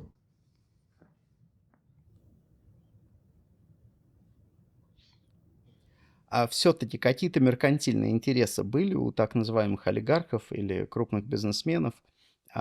Помимо вот этого страха перед возвращением коммунистов, все-таки они ожидали, что им что-то перепадет в случае победы Ельцина.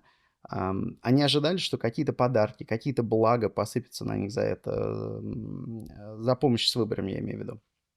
Я не буду отвечать на этот вопрос. Как договаривались, не буду. Я даже не про вас спрашиваю, я вообще. А я вообще не буду. Я так и сказал, что я просто не буду. Эти все люди функционируют, кроме Виноградова. Зачем мне это? У каждого были свои планы и свои мысли. Но, скажем, можно сказать, что вы получили вторую часть НТВ за вашу помощь с избирательной кампанией? Да, можно. Хотя у нас было большое выяснение отношений. Я к этому моменту стал разбираться, что такое телевидение, как на нем зарабатывать деньги. Понятно, да? Я понимал, что такое реклама.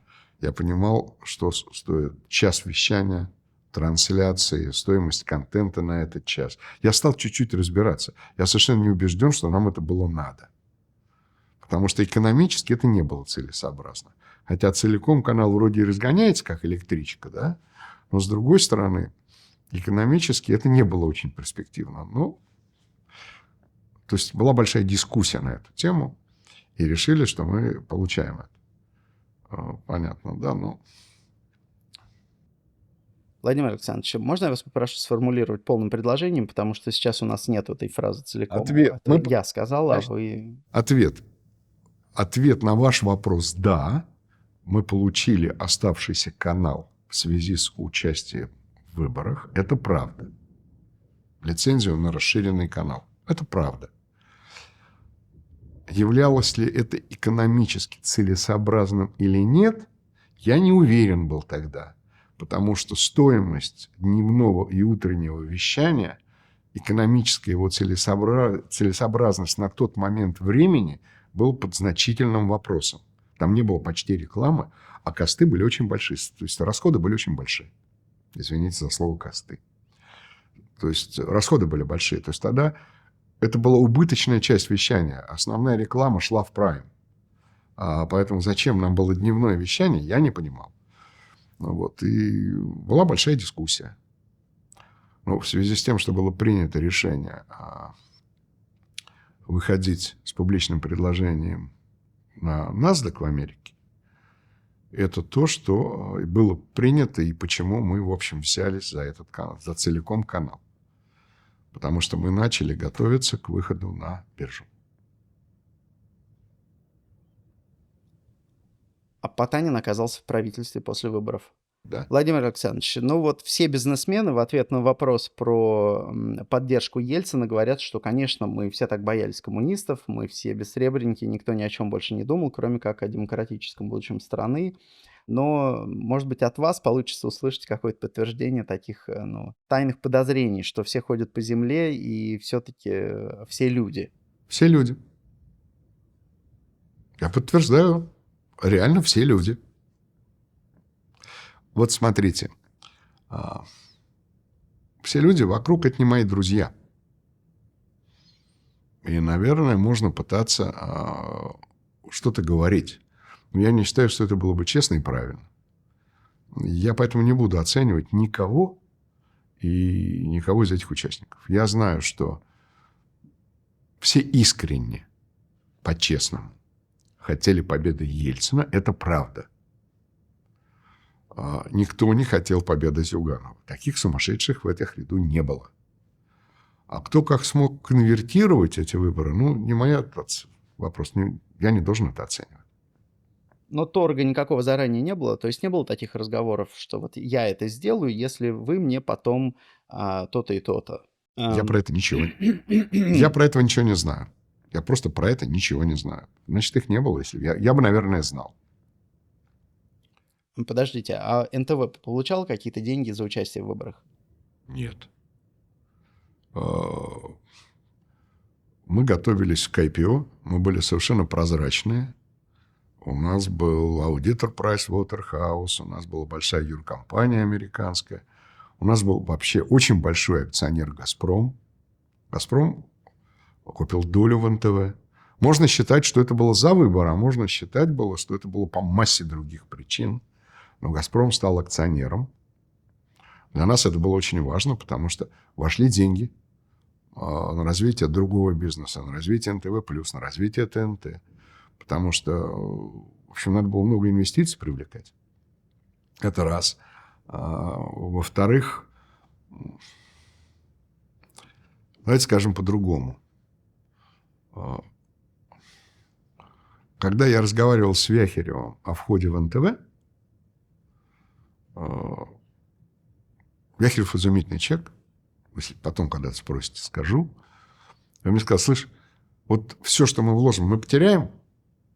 Он не мы говорим, он говорит я. Потому что «Газпром» и Вяхерев – это неразделимо. Это сейчас что-то как бы государственное.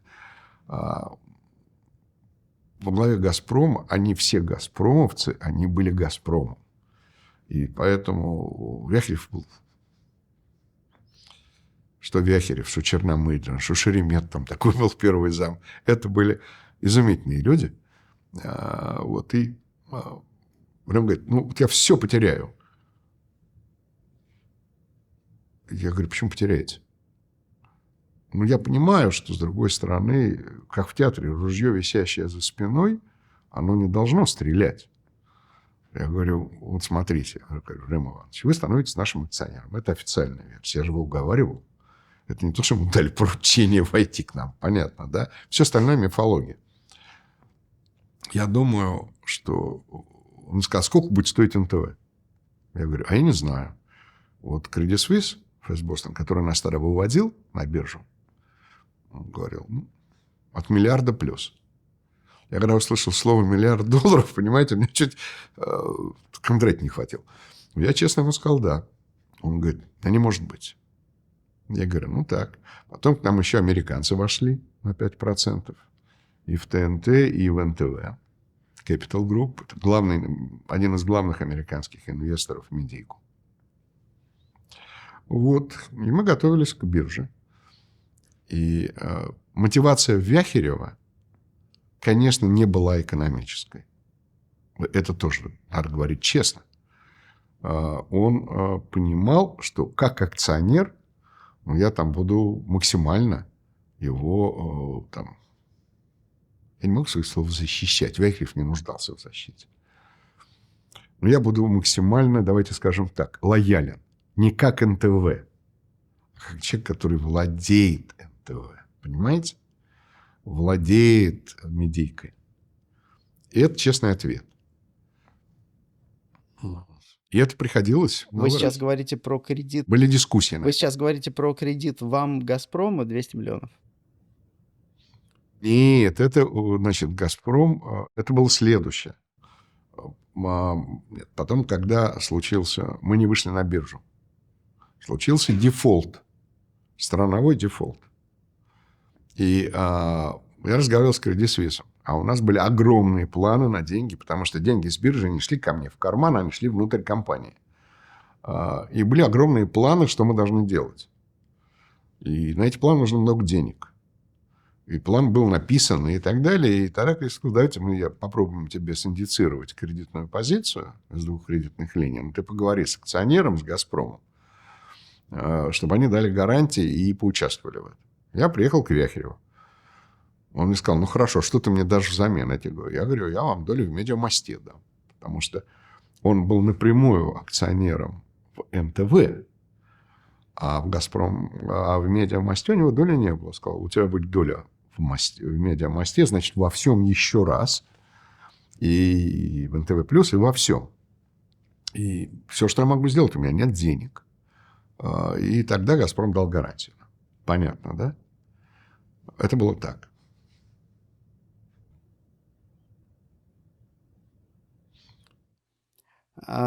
Скажите, а у вас было ощущение, что если придет... Да, вообще бизнесмены не хеджировались на тот момент? Никто не пытался свою позицию в случае победы коммунистов тоже как-то обезопасить?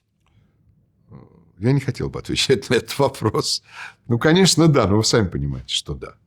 Но вы понимаете, конечно, можно попытаться захеджироваться, но все люди того времени были умными, сильными, выстроившими свои бизнесы с нуля, и они не были детьми. Понятно. Да, хеджироваться можно, но это хеджироваться на время отъезда называется, чтобы успел до аэропорта доехать или до канадской границы. Это единственное, по-моему, было хеджирование. Все остальное была бы мифология. Наверное, правильный вопрос другой. Был бы Зюганов, что бы было, я могу сказать только свое мнение. Хорошо бы не было. Я думаю, что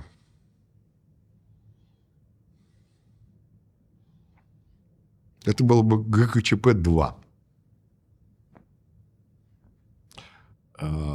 Это кончилось бы, наверное, очень большой кровью. Потому что огромное количество людей за конец Горбачева, начало перестройки, и 96-м годом почувствовали свободу, получили даже не деньги, а получили возможности. Никто бы просто так их не отдал. Была бы борьба. Страна тогда была в огромном драйве. В огромной, как это сказать... То есть все что-то стремились сделать. Поэтому разговоры о плохих 90-х – это нечестные, неправильные разговоры, потому что свобода была для всех, и для бандитов, и для небандитов. Свободы другой не бывает. И поэтому пока государственные институты начали отстраиваться, только отстраиваться. И я думаю, что была бы война. Внутренняя большая война. Никто бы не отпустил просто так.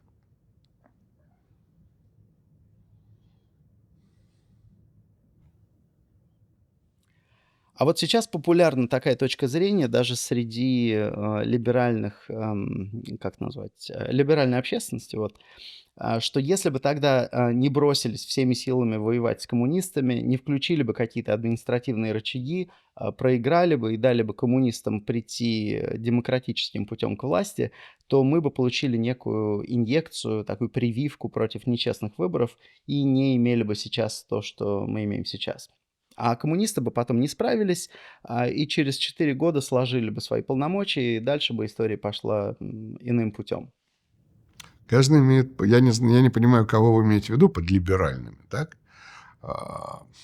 Значит, я не очень образованный человек по сравнению с огромным количеством, как вы сказали, либеральных людей, но я точно знаю, что Гитлер выиграл выборы. И пришел-то он к власти легитимно. Чавес, вы знаете, его тоже выбрали. Мы будем смеяться.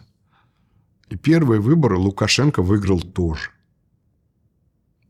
Поэтому выборы – это не самый главный и уверенный институт, когда нет института государства. А институт государства в России только создавался. Поэтому я, к сожалению, не согласен с этой позицией. Это во-первых.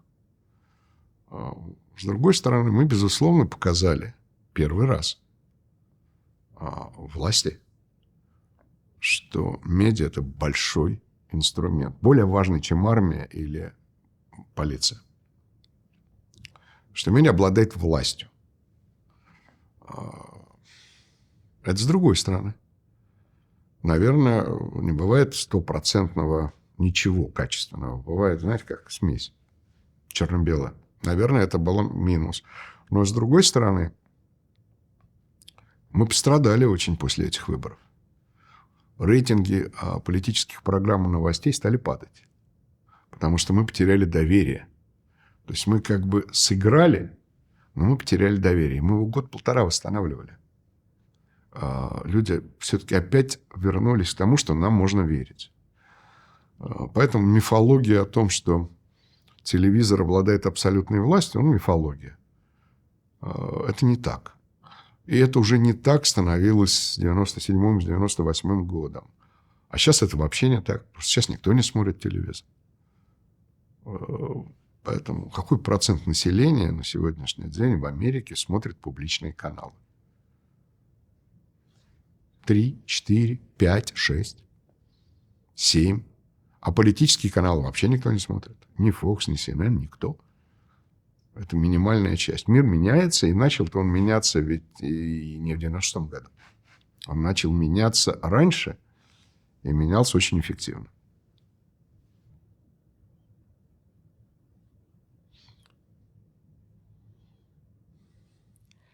Ну, вот вы показали власти, что медиа – это власть, но, с другой стороны, не превратилась ли медиа, после этих выборов в такой механизм для решения политических задач?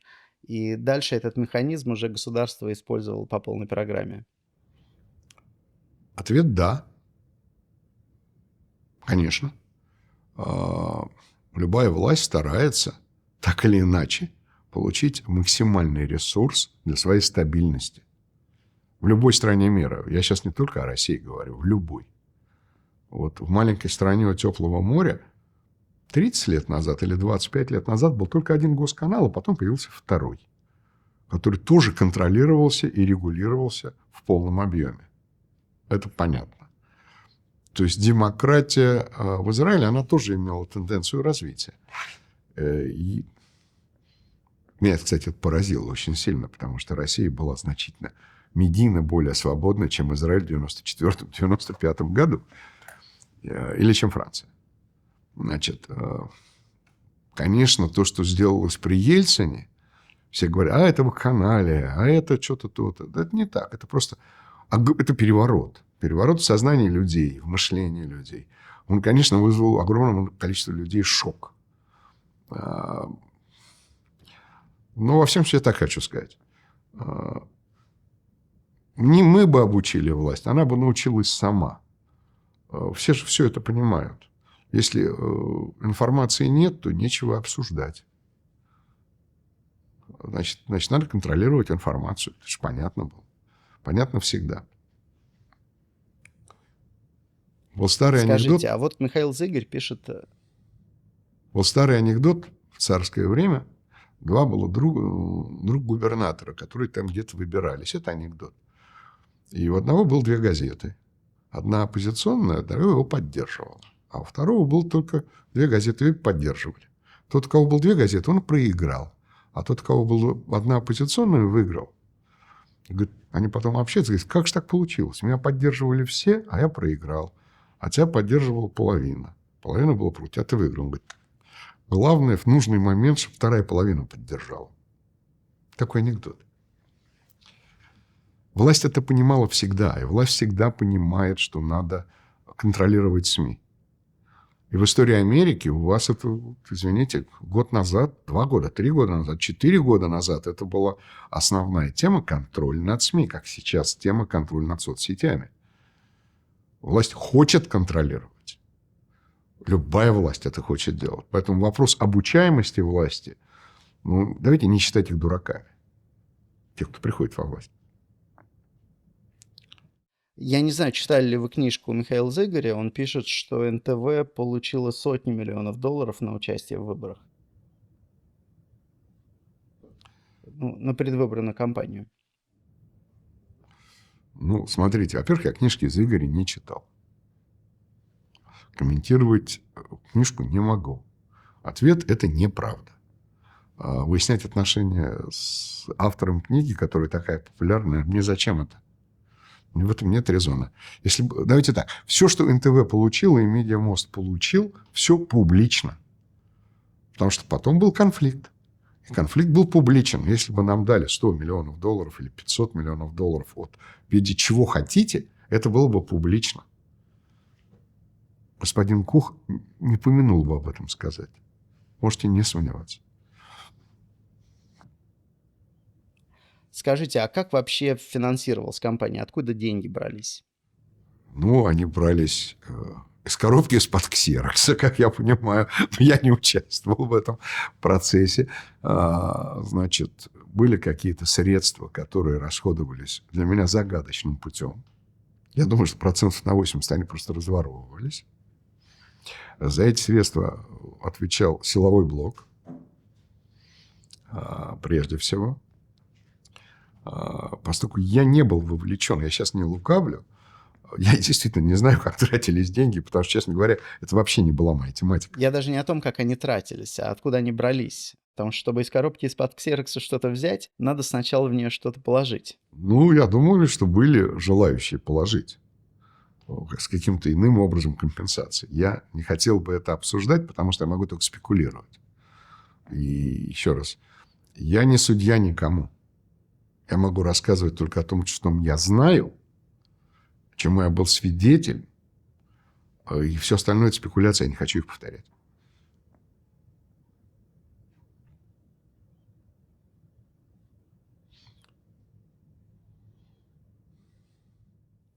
Ну, то есть у вас нет никакого ответа, откуда брались деньги на избирательную кампанию, на все вот эти туры артистов, на антикоммунистические газеты, которые издавались? Ну, наверное, откуда-то они брались. Я понимаю. Еще раз повторяю, смотрите, поскольку я денег не давал, вот на это я прямо хочу сказать, 100% ничего не давал. Ни копейки. Кто-то давал, наверное, их было часть участия. Вот и все. Как в любой компании, вы знаете.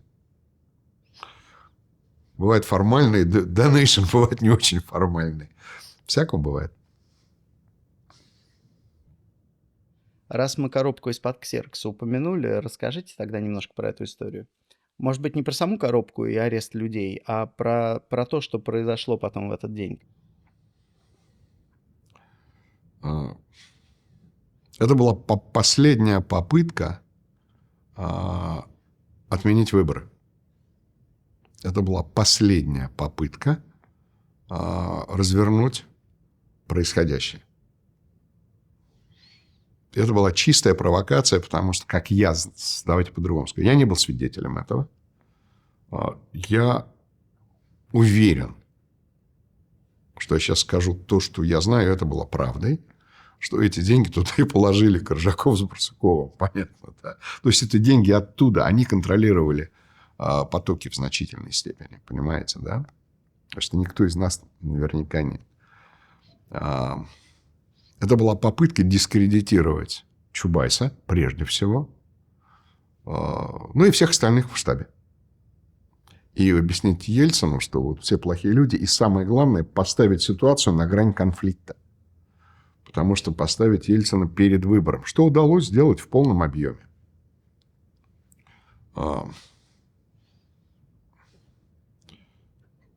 Поэтому, что было?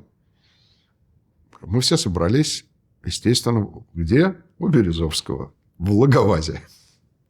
Значит, у него в дом приемов был такой. Там было очень много людей. Потом мы узнали, что вокруг дома сосредоточилось большое количество спецназа служб безопасности президента. Узнали мы это просто, потому что пришел мой начальник охраны и сказал, что будем делать? Людей подтягиваем. Я сказал, Женя его звали, изумительный парень был.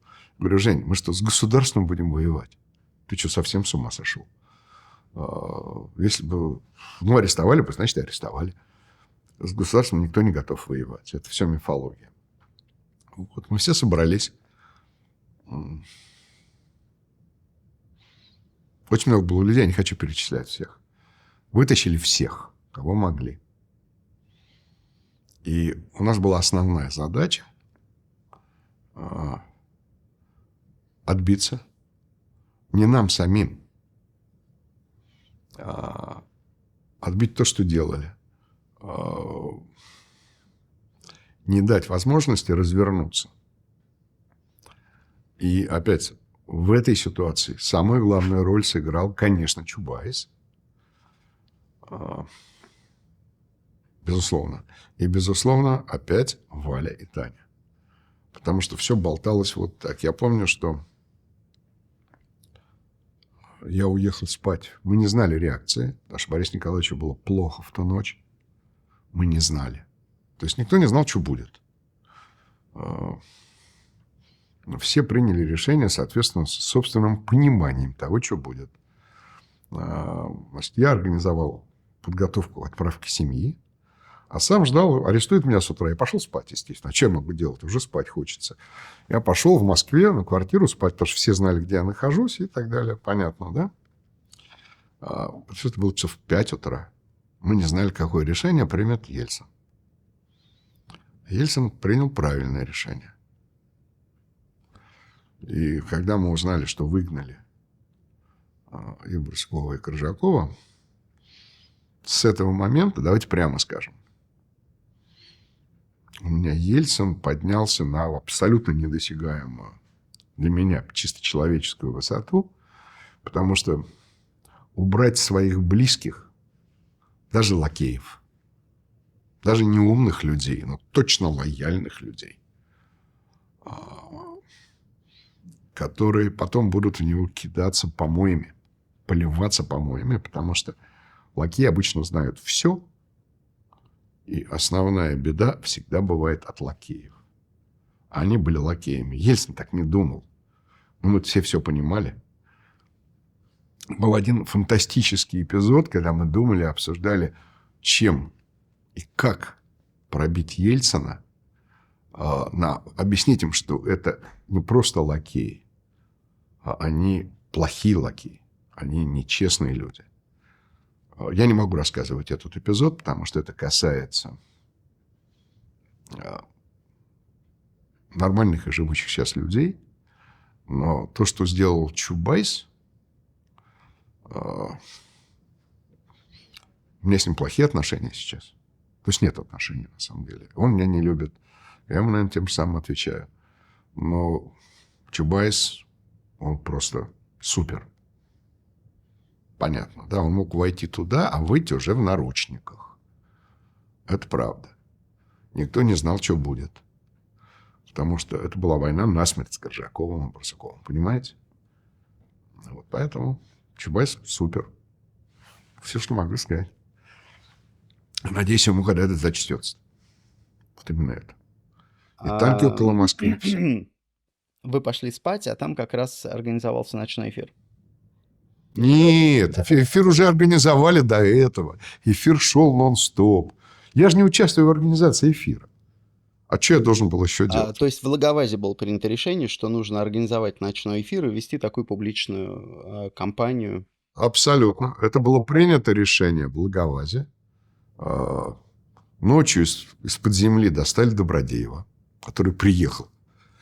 Ему объяснили ситуацию. Добродеев боец. Хочу вам сказать. Вот, что угодно о нем можно говорить. Ну, все бойцы, в общем-то. Мы с Борей Немцовым сильно выпили тогда, я прямо хочу тоже сказать. Боря там был... Ну, там много было людей. Хороших, разных. Вот. И к 5 утра я же просто не понимал, что делать. Ну, я уже никому не нужен. Березовский в ауте. Вот. Пошел спать. Вот. Ну, я тоже пойду спать. Что мы можем еще сделать? Мы ничего больше не могли сделать. Все осталось на руках у Чубайса, Вали и Тани. Больше ни у кого. Мы все, что могли, мы сделали. Может быть, вы проговорите в этот момент, что мы решили, что нужно, что единственная защита – это публичность. Ну, это было всегда так. А я вообще считал, что, и считаю до сих пор, что в то время в стране, как и в любой вообще, в принципе, стране, публичность – это единственная защита. Ничего больше нет.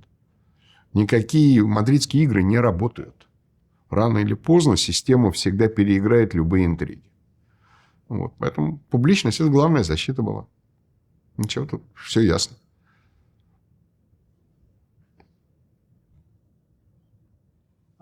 Ребят, там карточку еще не пора менять? Можно поменять. Можно поменять. Меняем. А что был за персонаж Лебедь? Был ли это проект Березовского? Насколько он был самостоятельный? И что это вообще был за человек? Лебедь не мог быть ничьим проектом. Это очень важное заблуждение. Лебедь был лебедем. Лебедь мог быть только проектом его жены. Был начальник у Лебедя, это его жена. Это правда. Как обычно у всех очень сильных людей, жены играют значительную роль в жизни. Лебедь был реальный кандидат в президенты. Он был очень умным, очень тонким человеком. Несмотря на внешний вид. Но он был военным. Я не знаю, у меня с ним сложились очень теплые отношения. Дружеские, я бы сказал.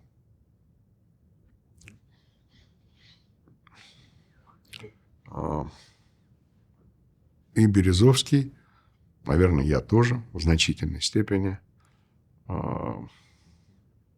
убедили Лебедя в том, что надо поддержать Ельцина. Это первое. И убедили в том, что все, что происходит в Чечне в перспективе, это очень сложный и большой вопрос. Это вопрос не тактический, а стратегический для истории России. И только он мог бы это попытаться решить и сделать. И он загорелся этой задачей, на самом деле. Вот очень важно понимать, да? И Лебедь, как секретарь Совета Безопасности, это тяжелая фигура. Это реально тяжелая фигура была. Многие люди думали о том, что это преемник. А преемник не в смысле последователь, понятно, не назначенный. Он безумно харизматичный человек. Иногда излишне, я бы сказал так. Вот глазами медики иногда от него компьютеры гасли иногда. Он такой был очень специальный. Вот поэтому Лебедь не мог не быть ничьим проектом, только своим собственным. И с ним всегда надо было говорить, убеждать. Он не был никак марионеткой ни на 0,5%. С фантастическим чувством интуиции, когда ему обманывают и им манипулируют. Ну, Григорий Явлинский, который тоже баллотировался на этих выборах, говорит, что он отказался от всех постов, которые ему предлагал Ельцин, потому что он понимал, что он нужен только как разменная монета на время выборов. И, по его словам, Лебедя, который в последний момент отдал свои голоса Ельцину, точно так же слили после этого, то есть его назначили на должность, а через полгода его уже там не было. Где не было? Ну, кем он стал в результате выборов? Секретарем Совета Безопасности. Но в результате он на этой должности же не удержался, его через 4 месяца уволили. Давайте так. Я бы не хотел рассказывать подробности о Лебеде.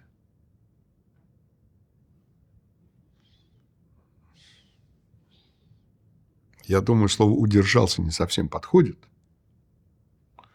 У каждого человека есть свобода выбора. У Лебедя она точно была. Вот единственное, что я вам хочу сказать. Уйти, остаться, двигаться. Лебедь сам по себе большая фигура. Что касается Григория Алексеевича,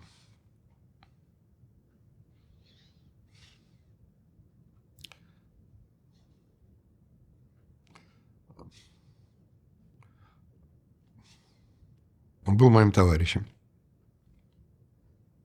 Поэтому я не хочу ни оценивать, ни комментировать. Потому что это было не очень правильно.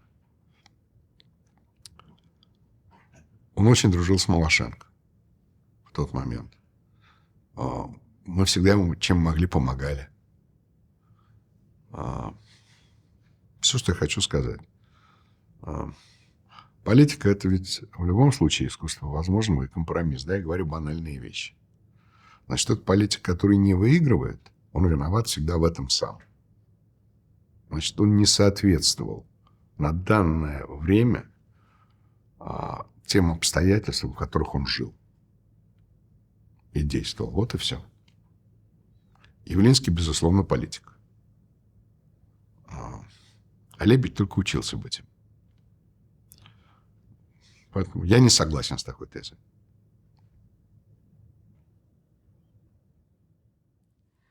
Подводя итоги теме выборов, вы считаете, что это были честные выборы? Во-первых, давайте прямо скажем, никто не знал, что будет на втором туре. Это первое. Поскольку я отвечал за определенную часть работы, я точно понимал, что в значительной части регионов России мы ничего не можем. И никаких инструментариев воздействовать, тем более силовых, на Строева или на Шаймиева нет. Шаймиев сам по себе огромный персонаж, личность. С ним можно было только договариваться. А со Строевым даже договориться было нельзя. Потому что Шаймиев был другой.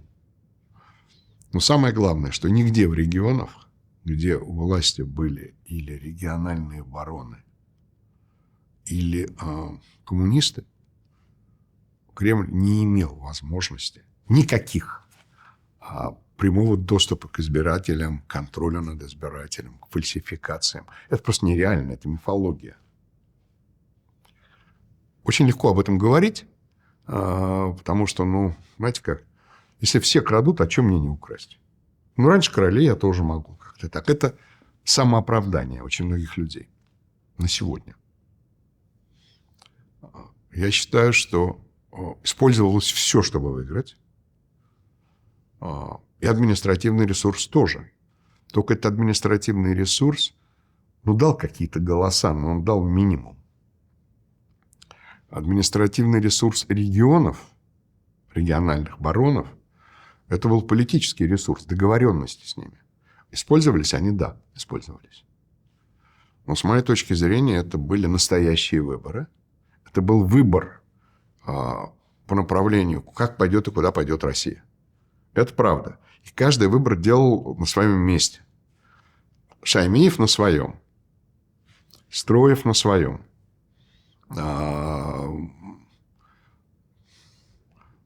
Лидер Башкирии на своем. Каждый делал свой выбор. И люди, которые приходили голосовать, делали свой выбор. Я думаю, что это были настоящие выборы. Потому что административный ресурс все равно никто нигде не отменял. Ни в одной стране, и в России тем более. Поэтому я считаю, что это были настоящие честные выборы, потому что никто, поверьте, не было человека в Кремле. Ну, как минимум, среди тех, кого я знал. А я знал, наверное, практически всех. Ни Березовский, не. Мы никто не знали, кто выиграет выборы. И когда пошел результат, и мы понимаем, что выиграли, это был праздник для всех нас. Никто не знал, кто будет президентом России перед вторым туром. Кто говорит, что знал, поэтому это были выборы. Выбор – это тогда, когда есть выбор, неважно какой он. Тогда были выборы. То, что я хочу сказать.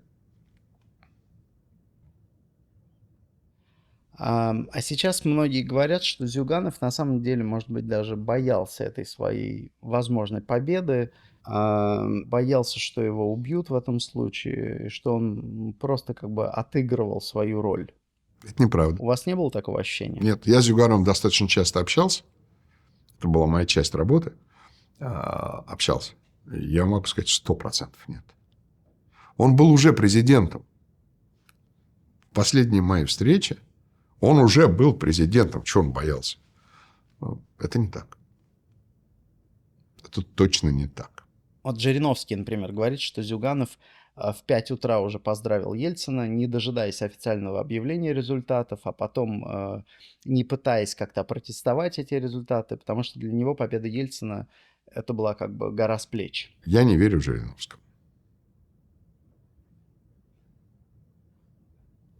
Хорошо, ну что, тогда дальше движемся, да? С удовольствием. Так, ну что, подбираемся. Давайте про Связинвест немножко поговорим.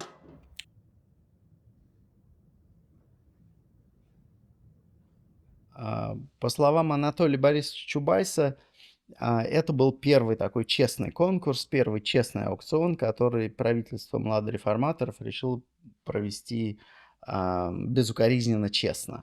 Расскажите своими словами, что произошло?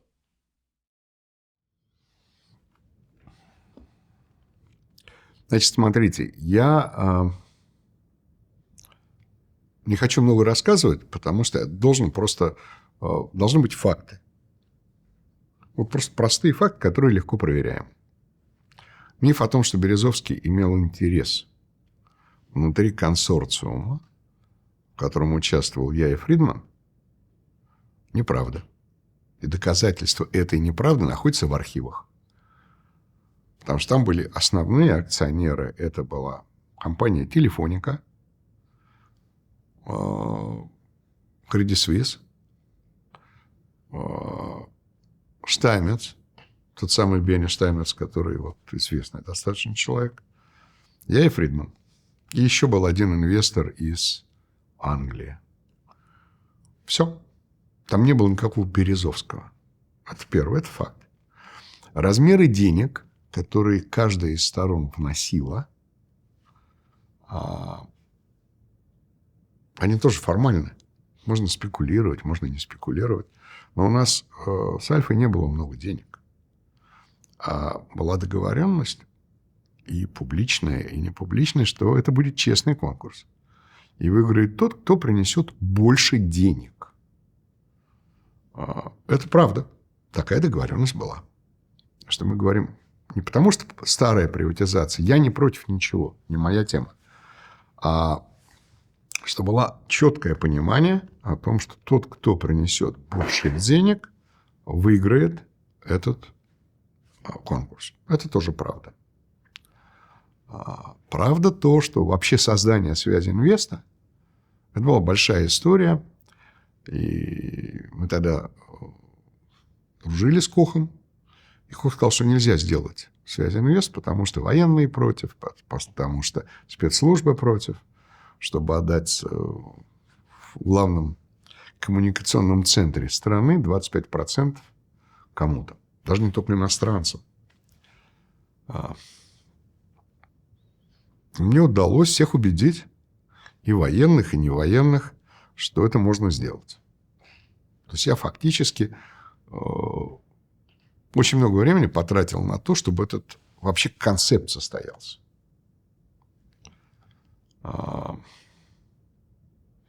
Было ли у меня больше прав, чем у всех на это?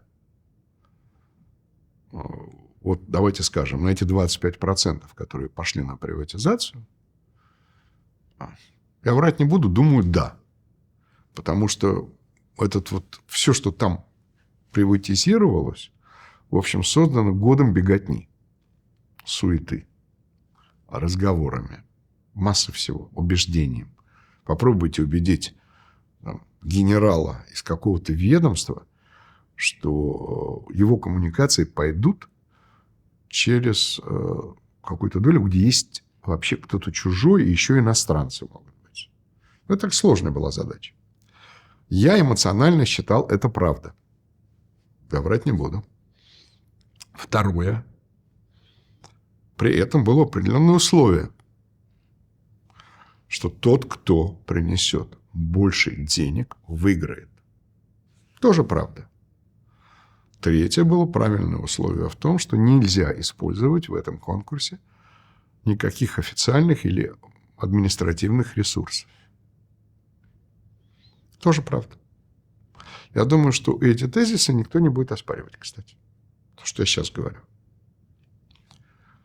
И также правда, которую будут, может быть, оспариваться, то, что у нас с Мишей были маленькие доли, я имею в виду с Фридманом, с Альфой. Очень маленькие доли, потому что у нас не было денег. Но мы могли оторвать у себя какие-то куски, в 50, в 75 миллионов. Шел разговор о миллиардах, понимаете? И Фридман, и я потратили очень много времени, чтобы создать этот консорциум. Я до сих пор помню президента Телефоники, его звали Хуан Вилолонг, он тоже из Credit Suisse был. И убеждать, какая-то Россия. А Телефоника – это огромный консорциум, огромный коммуникационный, один из самых больших в мире, и тогда был, и сейчас. И убеждать его, что надо вкладывать, я не знаю, под миллиард в какую-то Россию, куда-то. И это чистая авантюристическая история была, чтобы вы просто понимали. Чистый, в общем, авантюризм. А он был, его убедили. Это, то, что я говорю, является фактом. На счету Мосбанка в этот момент находился огромный объем средств. Остатки по счетам клиентов. И бюджетных клиентов тоже. Оттянуть платежи по этим бюджетным клиентам и профинансировать сделку, наверное, я мог. И Миша мог, у Альфа было то же самое. Мы решили этого не делать, потому что это не наши деньги. Мы же честно говорили об инвестициях. И играли честно. И факт является абсолютно бесспорным. То, что Альфа и Мост имели маленькие доли прямых инвестиций, потому что у нас не было денег, это факт, который в архивах. Я не знаю, где сейчас эти документы лежат. В Госимуществе, в Минфине, в Госархиве. Я не знаю, это легко поднимается. И основные деньги дала Телефоника. Что касается втором консорциуме, тоже является фактом, что больше половины средств были средствами банка Потанина, а остатки этих средств, это были прежде всего остатки таможни. Можно дискутировать, правильно или неправильно, даже на короткое время, а это не было короткое время, забрать деньги бюджета, государственного бюджета, и профинансировать частную сделку, я считаю, что это нечестно. А мнение другой стороны честно. И эта дискуссия велась абсолютно открыто после конкурса. То есть все деньги, которые мы привели, это деньги западных инвесторов. 85%. А деньги, которые использовал Потанин, на 60 или на 70% это деньги внутренние. Ни у кого не было таких денег. Это чистая мифология, понимаете? Нефть не стоила ничего. Ничего не было. Откуда взять почти там, 600-700 миллионов долларов? Ну, мы же все это понимали прекрасно и знали. Вот. И произошла подмена понятий. Более того, поскольку у нас был другой консорциум, принимать решения по повышению цены, а мы сидели у меня в офисе, для нас это был сложный вопрос. Потому что надо было согласовывать с Credit Suisse, со Штаймерсом, с его инвестиционной группой, с Телефоникой. То есть никто не мог реагировать быстро. Потому что на все это. Телефоника не могла принять решение. Там нет человека, который скажет, ну, давайте мы дадим больше. Там требовалось решение совета директоров. Поэтому знание цифры, которая будет, ставило нас изначально в неконкурентную ситуацию. Я понятно говорю, да? То есть мы не успевали просто реагировать. Поэтому я считаю, что это... Все, что я сказал, это факты, которые очень легко проверяются. Миф про Березовского. Посмотреть документы, что тут обсуждать. Миф про наши огромные там деньги. Про то, как финансировалась сделка нашими конкурентами. Это все является фактом. Вопрос интерпретации фактов. Моя интерпретация совершенно ясна. Это был нечестный конкурс. Это было нарушение наших договоренностей и принципов, которые мы договорились после выборов 1996 года. Понятно, да? И, конечно, я считаю, что это нечестно и неправильно. А вы знаете, у меня из разговоров с другими участниками сложилась такая картина, что вот вы потратили много времени на подготовку этого аукциона и рассчитывали на то, что он будет проводиться по старым таким царедворским правилам, когда есть какие-то договоренности между сторонами. И вот вдруг посреди пути Чубайс решил сменить правила игры на более честные, и эти новые, более честные правила уже по отношению к вам были нечестными. Можно так сказать?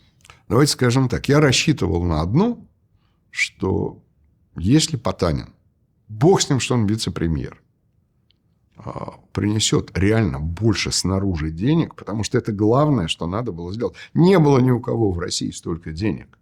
Ну, они, может быть, были у «Газпрома», они могли быть там, я не знаю, еще у кого-то.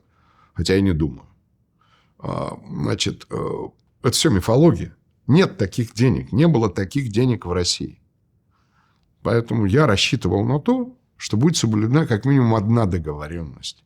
Тот, кто принесет больше инвестиционных денег, выиграет. И, поверьте, это дискутировалось много раз после. У Анатолия Борисовича было другое мнение. У меня другое. Почему? Я не хочу отвечать на этот вопрос. У меня есть предположения, но доказать я их не могу. Оно было другое. Почему-то это стало опять моделью старых залоговых аукционов. Я их не комментирую и не хочу дискутировать. Это не моя тема. Я понимаю только одно, что новая модель заключалась в том, что тот, кто принесет больше денег, а поскольку таких денег ни у кого нет, единственный источник этих денег, и Потанин тоже взял часть денег Сороса, часть, а все остальное – это деньги банка, что является и, в общем, бюджета. А в бюджете не было я правильно денег. понимаю, что... А в бюджете не было денег, чтобы зарплаты платить бюджетникам. Вот это я точно знаю. И это знают все.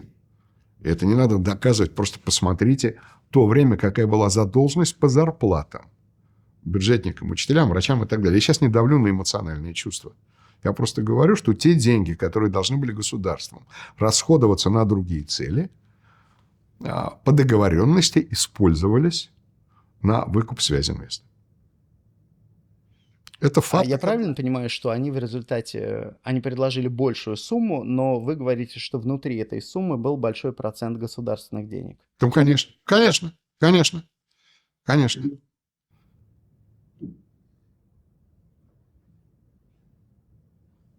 Скажите, а как сам механизм аукциона осуществлялся? Вот вы говорите, куда-то там надо было звонить. Как это происходило? Чубайс сидел с двумя телефонами, в одной трубке Потанин, в другой трубке Гусинский. Или Фридман. Или как? Да нет, это был очень формальный процесс. Открывались конверты. Открывались конверты с предложениями. Ничего больше. У кого было предложение больше, тот и выиграл. Понятно, да? Естественно, мы все пытались узнать предложение конкурента. Понятно, да? И мы, в общем, даже если бы мы узнали, потому что это все было в последние минуты, мы все были бессмысленны, мы ничего не могли решить. Потому что у нас реальные инвесторы, которые не могут увеличить сумму, как я сказал, быстро. Вот. А если у тебя остаток в банке, ты можешь написать и решить, сколько тебе надо. Значит, еще раз, я свою позицию по этому поводу вот очень точно высказал. Все факты, которые я говорю, легко проверяемы. Они не требуют дискуссий. Можно говорить, это не важно, откуда человек взял деньги. Взял кредит в банке. Окей. Можно говорить, да, там были остатки. Таможня. Да, такая была договоренность, что можно было подтянуть с выплатами. Да. Такое объяснение неприемлемо, я считаю. А они знали вашу сумму? Не уверен. Наверное, знали. Давайте, я не могу утверждать этого. Наверное, да, потому что они предложили чуть больше. Не намного.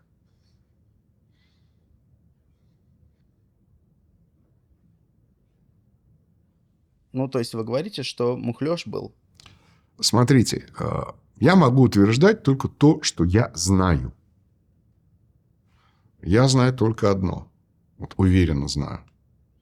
Что сам принцип финансирования – это было нарушение принципиальной договоренности. А было ли... наверное, да, но я могу сказать следующее. Что если для нас принятие решения – это неделя, в лучшем случае, то там это очень быстро было.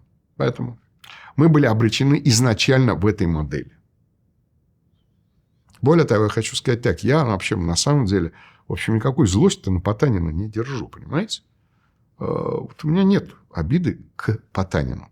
Вы будете смеяться совсем. Он потом приехал, предложил, давай пополам как-то. А я полез в бутылку из принципа. Потому что для того... Поэтому они все потеряли деньги. Потанин потерял деньги. Сорос потерял деньги на Связинвесте. Потому что это была очень сложная история. Управлять этой историей, потому что я год ее конструировал, должен был человек, который как минимум понимает, как работает, функционирует связь. Это была очень сложная задача. И должны были быть очень длинные деньги, чтобы попытаться что-то сделать, понимаете? Там нельзя было вынуть и рефинансировать немедленно. Поэтому все потеряли деньги. Они получили то, что хотели. А вы пытались пересмотреть результаты аукциона? Давайте скажем так. У нас была дискуссия и до, и после. Главный игрок этой истории был Анатолий Борисович. У него была другая позиция. Как я могу пересмотреть? Когда государство приняло решение. Что я могу сделать? Госпереворот? Как я могу пересмотреть? Ничего нельзя было сделать.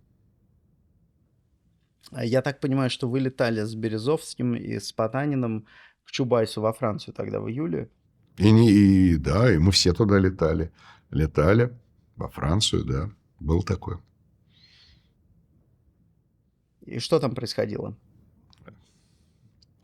Давайте скажем так. Вся дискуссия, которая произошла, меня не удовлетворила. В результате произошло то, что произошло. То есть ни у одной из сторон не было сюрпризов в результате этого аукциона. Хочу вам сказать об этом. То есть я сказал, что я никогда не приму результаты. Для меня это будет делом принципа. Что я считаю, что это нечестно. И Чубайс об этом знал. Все. А какую роль играл Валентин Юмашев в этот момент?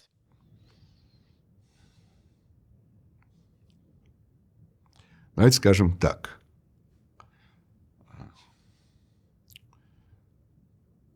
Валя – это человек, который всегда пытался найти какой-то компромисс между всеми. Он пытался найти компромисс. Ему это не удалось.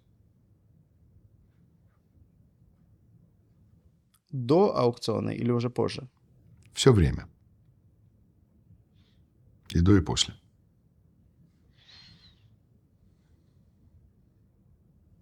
Ну, а какой можно... Объясните, вы летали к Чубайсу до аукциона? Ну, да.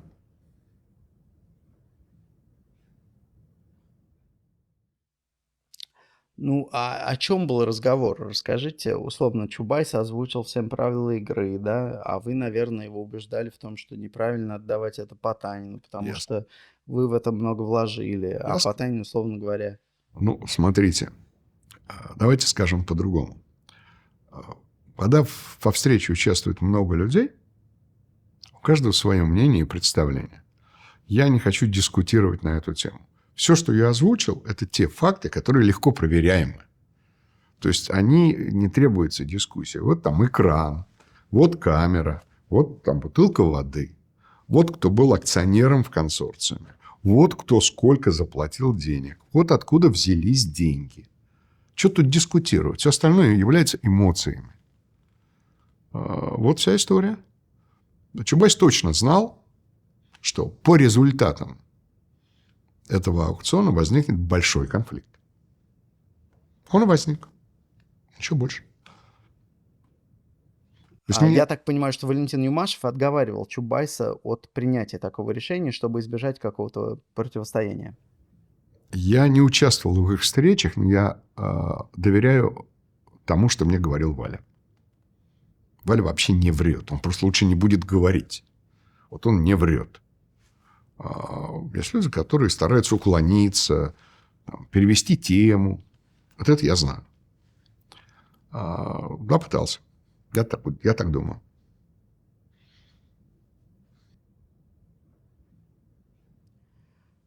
Вы обиделись и обрушились на Чубайса и Немцова. При этом не один, а вместе с Березовским, который как будто бы ни в чем не участвовал. Но вы объединили усилия, и Березовский с вами в тандеме тоже начал воевать с Чубайсом. Значит, вообще никакой войны-то не было. Это опять некая мифология.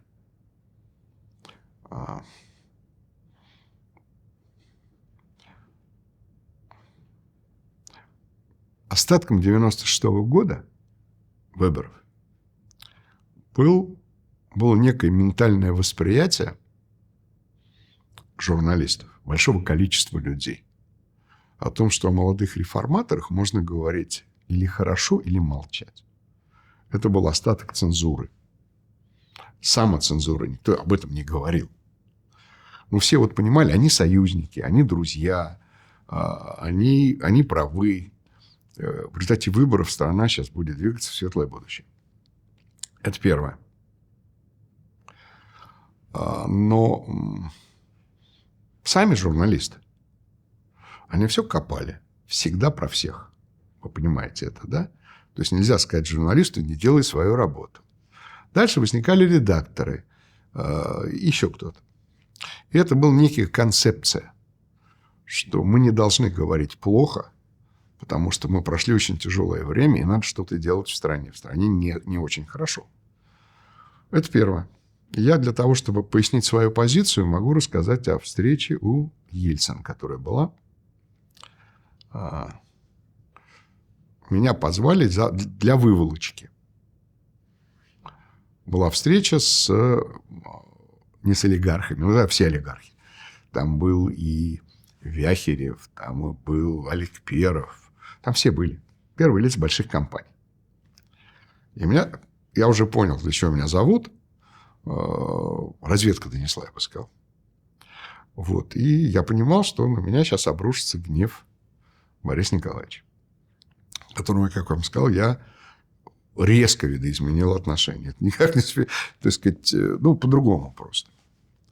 И он начал с этого. Мы сели, сказал, он на меня посмотрел, говорит: Владимир Александрович, молодые реформаторы жалуются, что вы используете против них компромат. Я этого вопроса не ожидал. Я думал, что будут... Поясните свою позицию. Я не ожидал этого вопроса, потому что Борис Николаевич был всегда неожидан. Я ему это сказал: Борис Николаевич, а что такое компромат?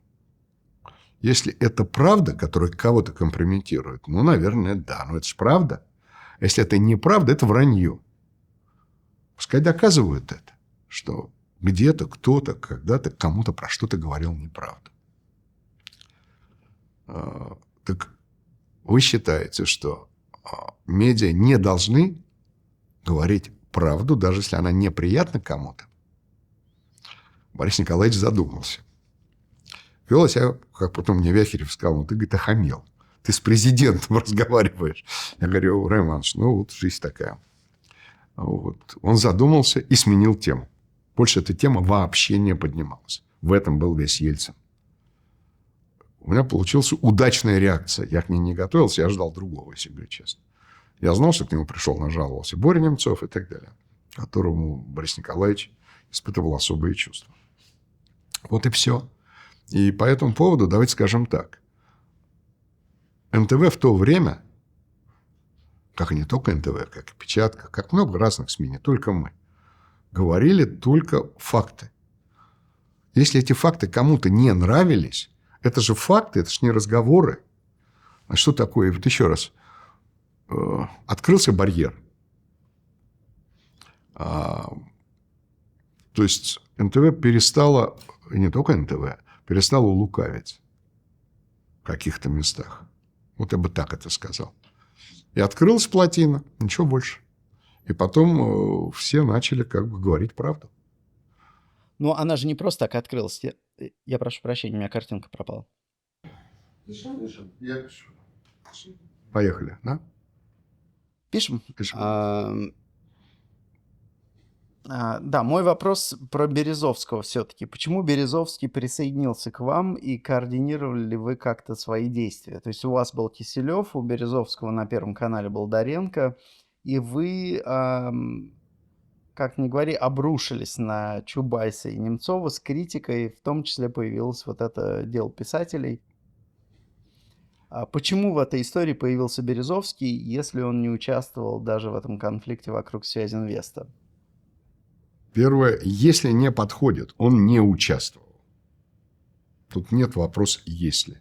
Это факт документальный. Это первое. Второе, у Березовского был определенный план и большая хотелка. Он хотел стать председателем совета директоров «Газпрома». И для этого надо было кому-то договариваться в «Газпроме», потому что без этого это сделать было нельзя. И я сказал Боре, что я в этом никогда участвовать не буду, потому что мне только не хватало, чтобы Березовский у меня был акционером, понимаете, я бы застрелился после этого. Значит, но Березов в это не поверил и решил быть очень полезным. Это первое. Второе. Березовский тоже сильно разочаровался. Понимаете? Потому что в базе изменения позиции Чубайса, о чем я не буду говорить, как я сказал, потому что у меня нет доказательств этому, была определенная модель политического поведения. И это, конечно, меня, честно говоря, это не очень волновало, если говорить по-серьезному, да? А Березовского это сильно взволновало.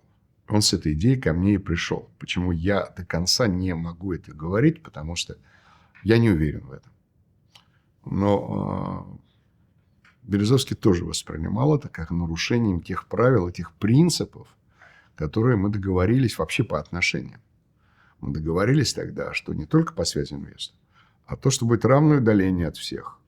что никто не продвигает своих людей на какие-то значимые позиции, не лоббирует. То есть мы старались быть белыми, ну, более белыми, более пушистыми, наверное. Это было первое нарушение подобной договоренности. И оно было значимым. Это была мотивация Березовского. И меня сделать обязанным в надежде на то, что я попробую воздействовать на Вяхерева, но, по-моему, это мифология. Это было нереально, да я и не пытался, и мне это было самому не очень выгодно. Потому что я не хотел Березовского у себя внутри. И второе, он посчитал, что это нарушением базовых принципов. Это про Березовского. Каких я рассказывать не буду, потому что у меня нет доказательств. Все, что касается Связинвеста, я использую только фактический материал. Вот то, что вы или любой человек, который захочет про это узнать, может запросить документы. Это самое простое. А все остальное – эмоции. Что касается обрушился. Когда плотина держится долго, специально, не специально, осознанно, неосознанно, когда она прорывается, вода течет. Такова жизнь. Это правда. То, что я перестал иметь обязательства по укреплению или поддержанию плотины, это тоже правда. Но самое главное, правда в том, что уход младореформаторов и замена их на других людей – это было решение Ельцина. Оно никак не связано со Связинвестом или с делом писателей. Ну, совсем никак. Потому что Ельцин… Где Ельцин и где дело писателей? О чем мы говорим? Ельцин принял решение независимо. Я не знаю, почему он принял такое решение. Я думаю, что об этом лучше спросить у Валентина. Но точно не у меня. Я не знаю. Я не верю в то. И мы ничего такого не писали. Мы узнали, но про дело писателей. И чего? Что с этими писателями такого драматического случилось? Да ничего не случилось. Это просто люди считали, что им можно, а всем остальным нельзя. Так неправильно. Если ты такой сильный, честный и справедливый, будь везде честным. Еще раз повторю, нельзя быть на 50% беременным. Можно быть или нет. Вот вся тема. Что касается Немцова,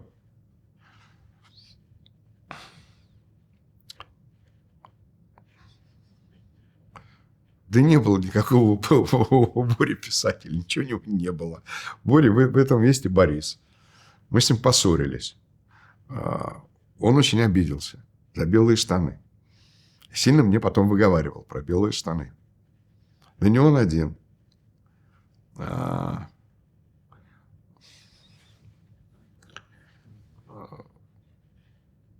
Его послали на прием Алиева, потому что некого было послать.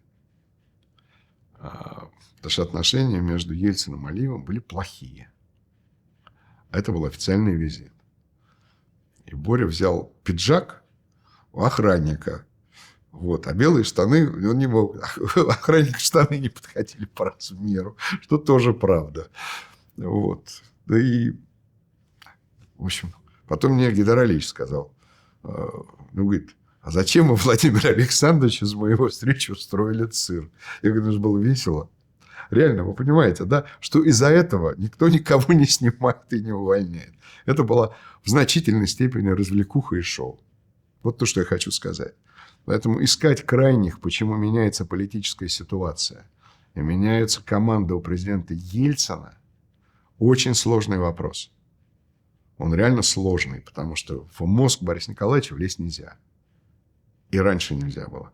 И повлиять на него можно было, но не очень сильно. Всегда все решения принимал он сам. Это мой ответ. Скажите, а правда, что информацию о деле писателей вы получили от Куликова? Нет, конечно. Откуда у Куликова могла быть информация о деле писателя? Я слышал, что Куликов даже дирижировал Ну, какой-то о чем компанией. вы говорите? Это абсолютно опять миф. Чем? Окей. Информацию о деле писателей получили мы сами. Слухи же ходят. Когда? После того, как хотели ее получить. В тот момент, когда решили, что плотина больше не защищена. Понятно, да, что плотины больше нет. Ну и, давайте скажем так. Вы понимаете, о чем вообще идет разговор? О каких суммах идет разговор? О десятках или сотне тысяч долларов. Ни о чем. Даже тогда ни о чем, понимаете? Ведь главное – это не честность, а не дело писателей. Об этом идет разговор. Вот то, что я хочу сказать. А вы считаете, что книжки не было и что... Да я не считаю, я знаю, что ее не было. Мне не надо ничего считать. Я знаю, что ее писали потом, очень быстро. Это я тоже знаю. Давайте так. Все, что было сказано, была правдой. Если бы это была неправда, даже тогда они могли, в общем, на нас очень сильно наскочить и в судах, и везде. И тогда с судами, давайте по-другому скажем, они были государством, а мы нет. И шансов выиграть в суде, если бы это было неправда, у нас бы не было. Поэтому я уверен, что я говорю.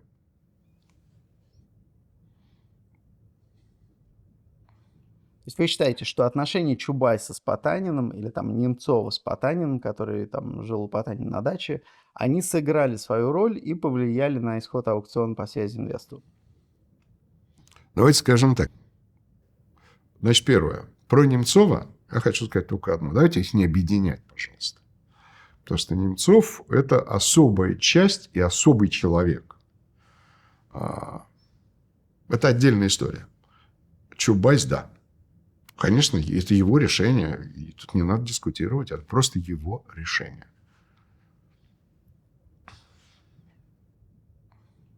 То есть вы говорите, что дело писателей, так как оно было представлено Доренко на Первом канале, именно так дело и обстоит? Абсолютно. На 100%. То есть это была взятка, которую получил Чубайс через... Это были какие-то деньги, которые люди получили. Я не считаю, что это была взяткой. Давайте по-другому скажем. Я считаю, что это была нечестность. Такого размера взятки, такому уровню людей обычно не дают. Я бы так сформулировал. Даже в то время. Я не думаю, что... Давайте скажем по-другому. Я слишком уважаю Чубайса, хотя у нас с ним очень плохие отношения, чтобы думать, что это главное. Это был мелкий укус, очень обидный. Понятно, да?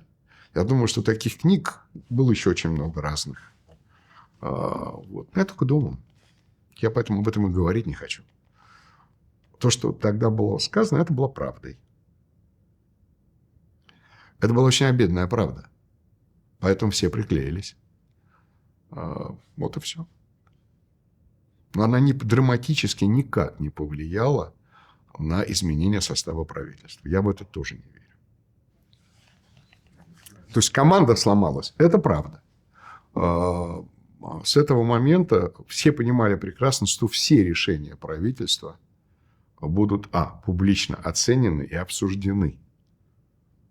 Как в плюсе, так и в минусе.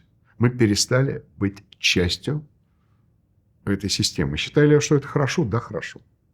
Считаю ли я, что если бы «Связь Инвест» я выиграл, это бы изменилось? В любом случае бы это изменилось через несколько месяцев. Потому что ту команду, которая рассказывала про войну в Чечне и не боялась, их нельзя было остановить.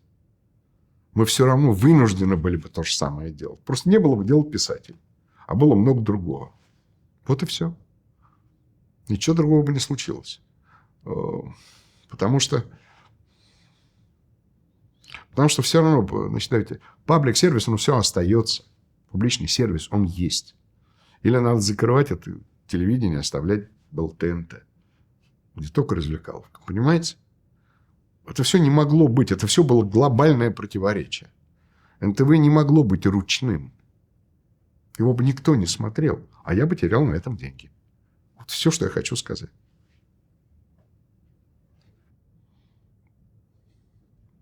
А скажите, а информация про книжку у вас появилась, я так понимаю, не в тот момент, когда вы ее обнародовали, она появилась заранее, и вы ее не выпускали до определенного момента? Я не буду это комментировать.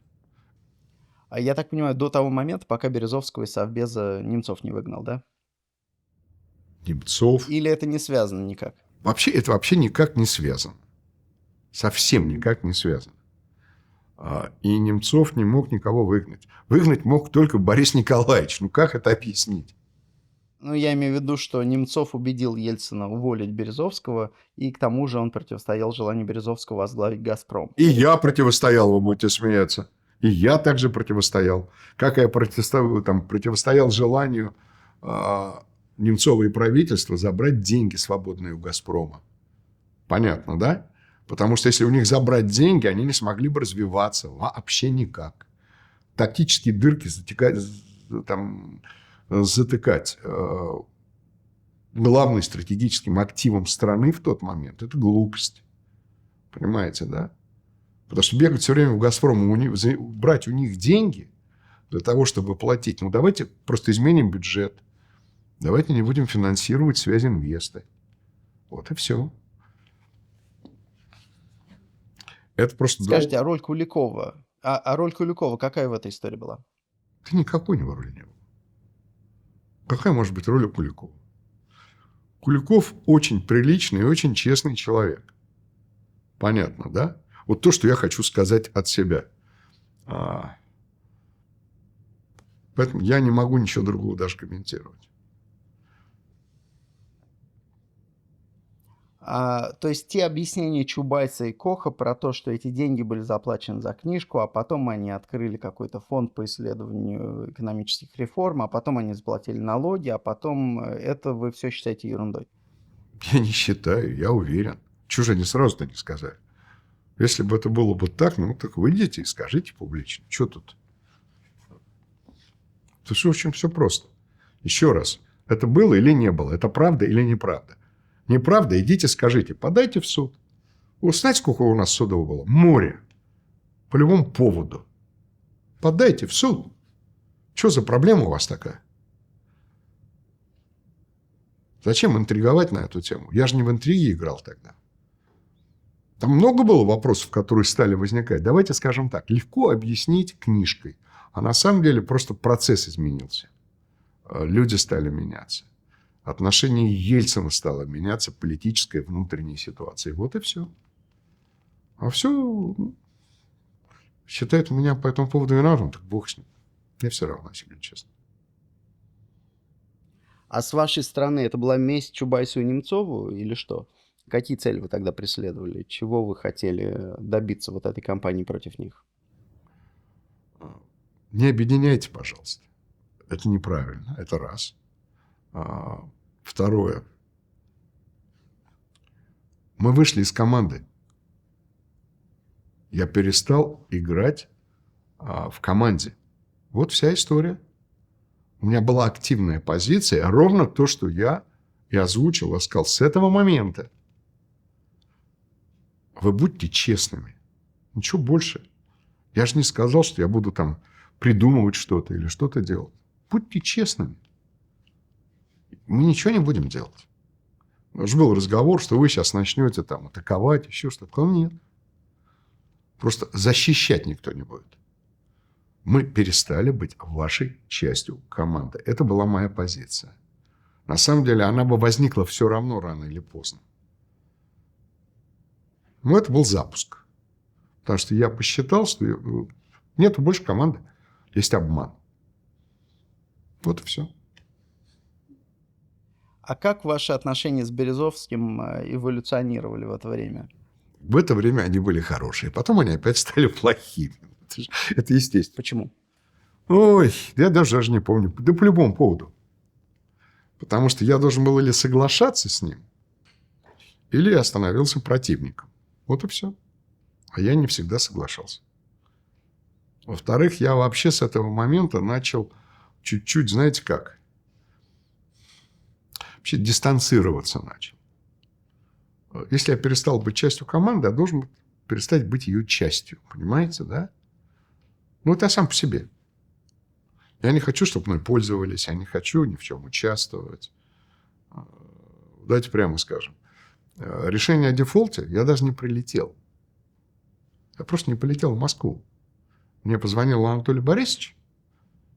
Я сказал, я не прилечу. Я не хочу в этом принимать участие. Не моя тема. Вот и все. То есть я просто стал тем, кем я должен был быть. Сам по себе.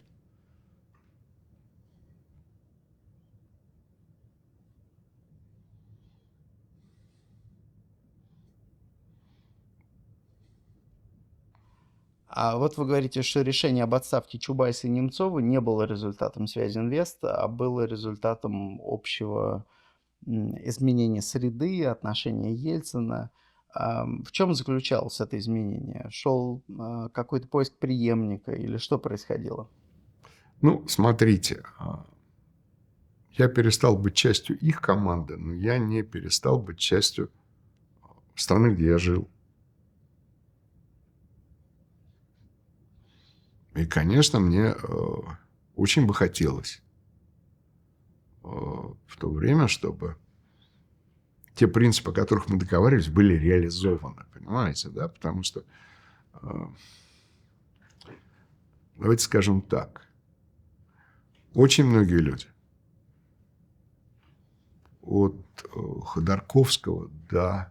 Ну, многие люди, я хочу сказать, понимали, что где-то надо прекращать одну историю, начинать новую историю. В этом сила Миши, что он принял для себя это человеческое решение, понимаете? Это большая история, потому что все меняемся, мы меняемся, обстановка вокруг меняется. И в 1996 году как бы была идея изменить историю.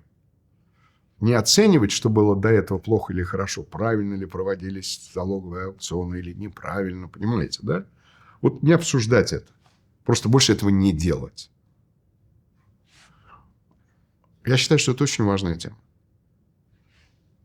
которая в результате привела к тому, что произошло и происходит сейчас.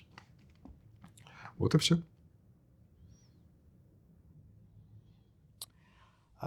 Скажите, а почему брали Черномырдина, как вы думаете?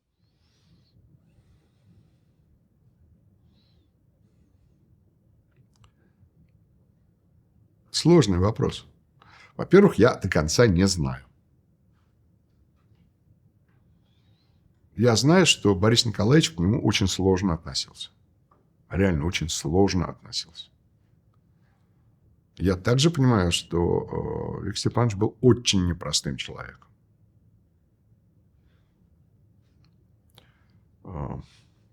Поскольку я уже был в общей дистанции в какой-то, понимаете, да? Я до конца не был вовлечен, но я очень переживал. Я считал, что Виктор Степанович неправильно. Ну, я высказал свое мнение по этому поводу. То есть я перестал быть командой с Чубайсом. Но в остальной как бы истории я принимал участие, конечно. Если бы я сказал, что нет, это было бы неправдой. Я был против того, чтобы убирали Черномырдина. Меня никто не послушает. Принимал финальное решение Ельцин. Помогали ему в этом или влияли на него, безусловно, его окружение. Поэтому как это происходило, я не знаю. Но я считаю, что прежде всего решение принимал сам Ельцин. А мы можем немножко поговорить про Мобитекс и про Скуратова? Давайте. Расскажите, что вам известно об этом? Как вы видите эту историю?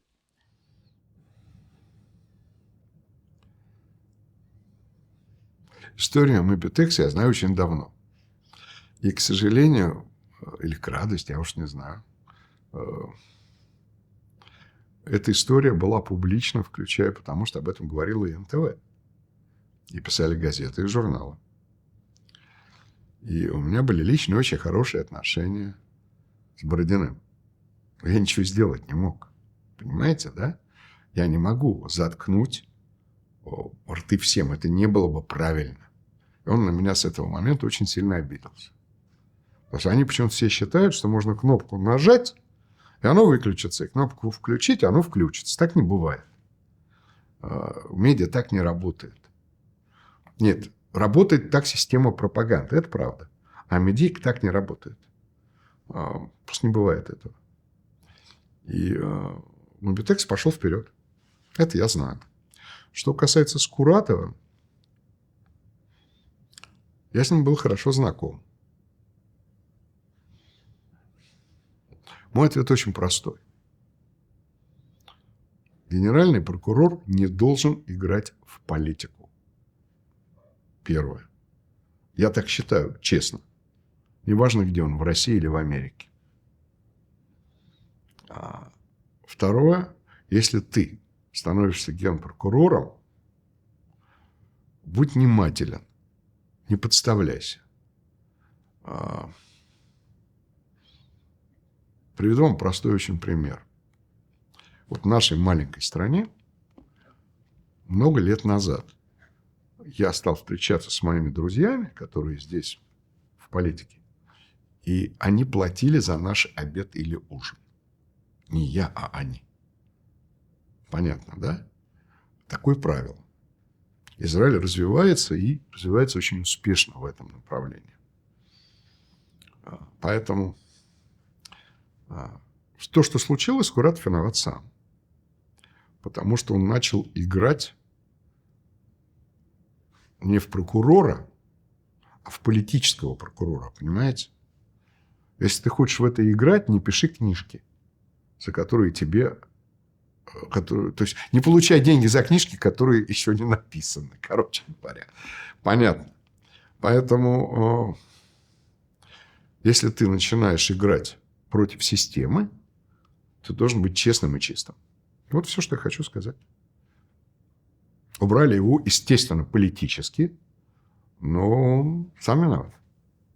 Это была организованная операция или просто какая-то случайная информация попалась в нужный момент? Конечно, нет, давайте. Любая информация, которая попадается в системе, она всегда в нужный момент. Значит, я просто хочу сказать, понимаете, есть некая мифология, то, что мы с вами когда-то говорили. Нельзя играть против системы спецслужб, потому что там нет гениев, но она система. И система всегда выиграет.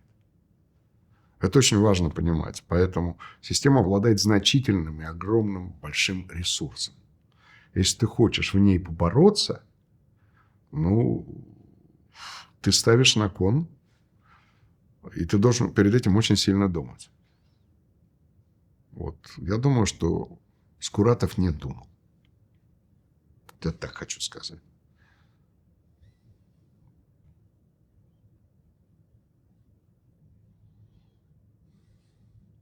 На эту историю часто ссылаются как на тот момент, когда якобы Путин доказал свою лояльность Ельцину, что Степашин якобы не справился с этой задачей, а Путин справился, и таким образом он поучаствовал в дискредитации Скуратова, который обвинял семью Ельцина в коррупции. И в результате это повлияло на отношение Ельцина к Путину.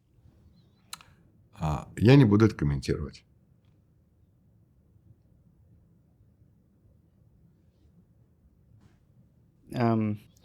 Хорошо, я тогда дальше не буду тут развивать. Не надо.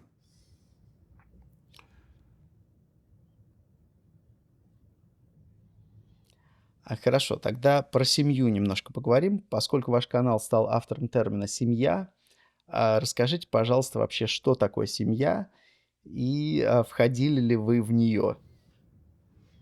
Во-первых, входил. Потому что семья – это, конечно, это определенная общность людей. Наверное, семья – это были те, кто выигрывали выборы в 1996 году. Она была очень большой, потом она становилась меньше. Это, наверное, та часть политического истеблишмента, которая была объединена одной вектором, одной идеей. На самом деле это так. Во-вторых, канал никакого термина не придумывал. Термин придумал Киселев. Образный термин. Это второе. Я, вероятно, был, как сказать, неродным частью семьи. Вот. Или отторгнутой частью семьи. Вот то, что я хочу сказать. Ну, а кто в нее входил в этот момент? Да, наверное, все, кроме меня.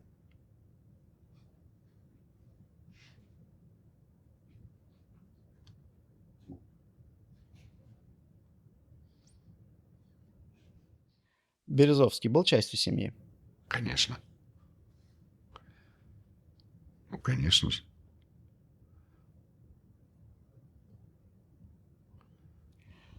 Ну, давайте так. Когда нас пугают вот этим страшным словом «семья», вот так вот в кавычках из большой буквы, как будто с отсылом к крестному отцу, то это звучит очень зловеще, как будто речь идет чуть не о мафиозной структуре, которая управляла страной тогда. Ну, смотрите, не мафиозный точно. И никогда никто так не формулировал. Я так этого не понимал. Второе, это, безусловно, большая группа истеблишмента, структурированная, которая могла в той или иной степени влиять или принимать те или иные решения. Это правда.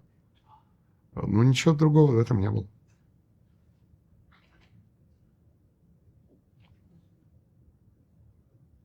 Ну, то есть это было просто ближайшее И не, то, окружение Ельцина. и не только ближайшее, это просто люди, которые ближайшее окружение Ельцина и инфраструктуру под ними. Ну, конечно же. То есть давайте еще раз повторяю. Слово «мафиозный» – неправильное слово. Это скорее просто значительная часть истеблишмента, которая находится у власти в данный момент. А как побольнее там что-то сделать, это не я. И вот понимая, ну, вы несколько раз сами это сказали, что с государством невозможно бороться, и с системой невозможно бороться, потому что она всегда победит, и при этом вы все-таки, в общем, воевали против семьи. Знаете, как скажем? Я не скажу, что я воевал. Я бы сказал по-другому. Я заблуждался. Знаете, в чем? Я думал, что Россия так далеко пошла, что разворотов и возвратов быть не может. Что ничего плохого не случится. Что в России могут быть СМИ, которые не согласны. И которые могут быть открыты. Наверное, это была моя ошибка. То есть вы понимаете, что вопрос войны или мира – это неправильный вопрос. Мне в свое время, в 1996 году, позвонил один человек и сказал: а зачем ты играешь с коммунистами? Я не понял.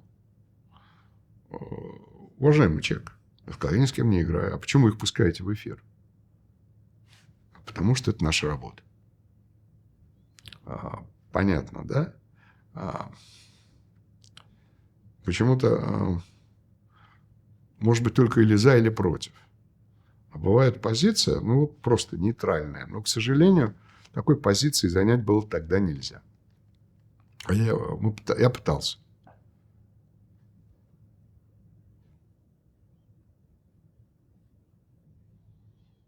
А какие отношения у вас были в этот момент с Лужковым и с Примаковым? Делали ли вы ставку на этот тандем в надежде, что они все-таки победят? С Лужковым у меня были плохие отношения. Это не является большим секретом. И вообще это же не лошадиные гонки и не собачьи бега. Я вообще ни в какие ставки играть было не надо. Если ты пытаешься отползти, то не надо ни в кого играть. Понимаете, да? При этом у меня были изумительные отношения к Примакову. Я к нему лично относился очень хорошо и с большим уважением. И никогда этого особенно и не скрывал. Хотя это был очень необычный, очень забавный, необычный человек. Премьер-министр. Понедельник, утро. Я еду в офис. Забыл фамилию. У него был адъютант, На самом деле, у него был адъютант еще со службы внешней разведки, который идет все время с ним. Забыл фамилию его. Сейчас вспомню. Адмирал. Забыл. Мне звонит он и говорит: вы понимаете, что вы сделали? Я честно говорю: нет, а я в машине. Он говорит: ну, с вами сейчас будет говорить премьер-министр. Я говорю: хорошо. Соединяется Евгений Максимович. Говорит: Владимир Александрович, вы итоги видели? Я говорю: да. И вам не стыдно? Я говорю: нет. А что случилось? Вы видели итоги, и вам не стыдно? Я говорю: нет. А что случилось-то? Что там Киселев сделал такого? Ну, там нормальные были итоги, на всех по чуть-чуть наехали. Как обычно, в общем. Ничего необычного не было. Значит, задумчивый Евгений, значит, Женя как бы излагал концепцию мира. Говорит: да при чем здесь Киселев? Я говорю: а кто? Говорит: вы номер журнала «Итоги» видели? Я говорю: честно, нет. А что? Ну, вот вы посмотрите, мне перезвоните. А я в машине в офис. А я действительно не видел номер. Я смотрел номер, когда они выходили. У Пархоменко там не погуляешь. Значит, я прихожу вот сам и говорю: дайте номер итогов. Дают мне номер итогов. А там фотография. Просто фотография. Примаков в костюме и рубашке с галстуком. Одинаковый, как его этот самый адъютант. Они, как, знаете, на фотографии, как на комсомольском значке. Там Ленин и Сталин вместе. И подпись: КГБисты вперед. Ну, вот это обложка журнала «Итоги». Я, значит, звоню Пархому, говорю: Сереж, хотя бы предупредил, мне Примаков звонит. Говорит: а что, отличная обложка? Я говорю: изумительная. Вот, я перезваниваю Евгению Максимовичу. И говорю: Евгений Максимович, да, я же удар должен держать, что я могу сделать? Да, говорит: вы должны уволить главного редактора. Я говорю: я не могу. Там у меня американцы, я не могу. А что вы можете? Я говорю: выговор объявлю. Он понимает, что я съезжаю. Он начинает смеяться по телефону. Он говорит: я надеюсь, что вы его поставите на вид. Я говорю: поставлю. Вот в этом весь Примаков был. И смеялся тоже по телефону, понимаете? Очень возмутился про КГБистов вперед, но же это правда. Вот. И обложка была изумительная. В этом был Примаков. Ну, вы все-таки верили в их победу? Вы были в их лагере, условно говоря? Нет. Еще раз, это то же самое объяснение, потому что их никуда не пускали, кроме нас. И по этому поводу никуда больше. И потому что мы им давали право говорить, мы стали их сторонниками.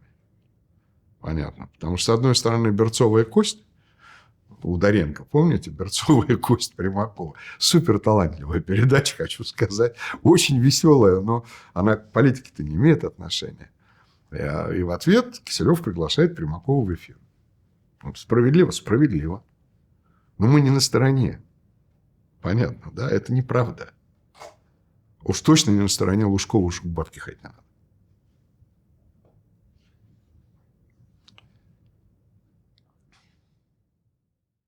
А сейчас многие говорят, что за 1,5-2 года до окончания второго срока возникла такая идея, что стране нужна сильная рука, такой человек в погонах, и что Ельцин разуверился якобы в интеллигенции и начал искать преемника среди силовиков. Поэтому появился Степашин, поэтому Примаков, поэтому Путин. Как вы считаете, это так? Я думаю, что нет. Я думаю, что это опять мифология. Я думаю, что... Давайте я по-другому сказал. Я верю. Я не думаю. Я только могу верить, потому что я не знаю. Я верю в то, что Ельцин и сильная рука неправильно. Я думаю, что Ельцин выбирал преемника. Я думаю, что истеблишмент выбирал преемника. И я думаю, что это не было связано с сильной или со слабой рукой. Давайте тогда сейчас подумаем, как нам использовать эту последнюю карточку. Мы пишем, да? Да. Давайте немножко поговорим про эту историю все-таки с созданием Отечества. Какое вы имели отношение к ее созданию? Никакого. Вот совсем никакого, поверьте. Я Никто стал... из вашей команды 100% никак. Было принято мною, Игорем, всеми нами решение. Вот мы отстранились, и у нас свободные руки. Мы не хотим ни во что играть. Не хотим... Я извиняюсь, из-за этого возникла проблема, как обычно, с Березовским. Потому что мы стали опять врагами. Потому что точно нет. То есть мы никого не хотели поддерживать. Игорь при этом помогал Явлинскому. Это я знаю. Вот всё. Кому помогал? Явлинскому. А Явлинскому? Мгм. Вы знаете, я же со многими уже поговорил, и общий консенсус, что вы поставили, ну, именно вот поставили на Лужкова-Примакова в надежде, что они победят и заедут в Кремль.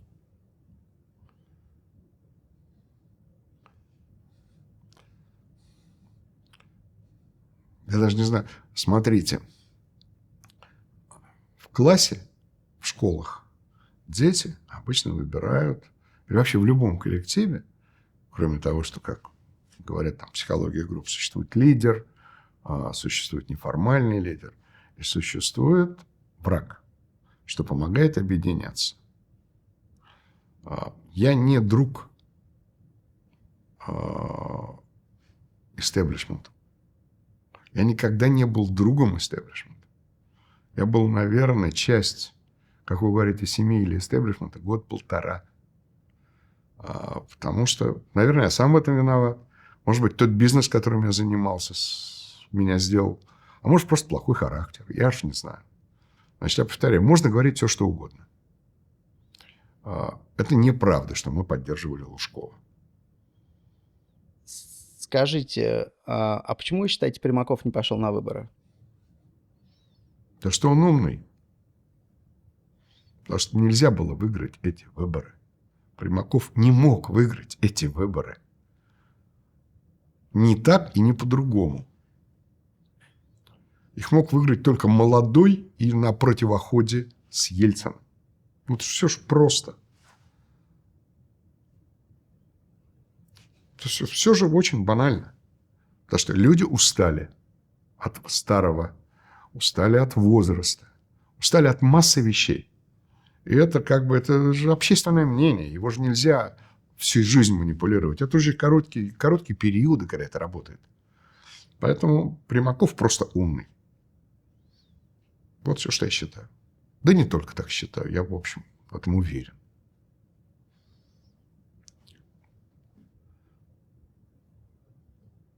Скажите, пожалуйста, немножко про начало Второй Чеченской войны хочется поговорить и про взрывы домов. Было много всяких инсинуаций и прямых обвинений в том, что эти взрывы могли быть инициированы ФСБ. Вы верите в это? Ответ такой. Я сейчас опять либеральная общественность начну закидывать камнями. Я не верю в то, что в тот момент спецслужбы могли провести такую операцию.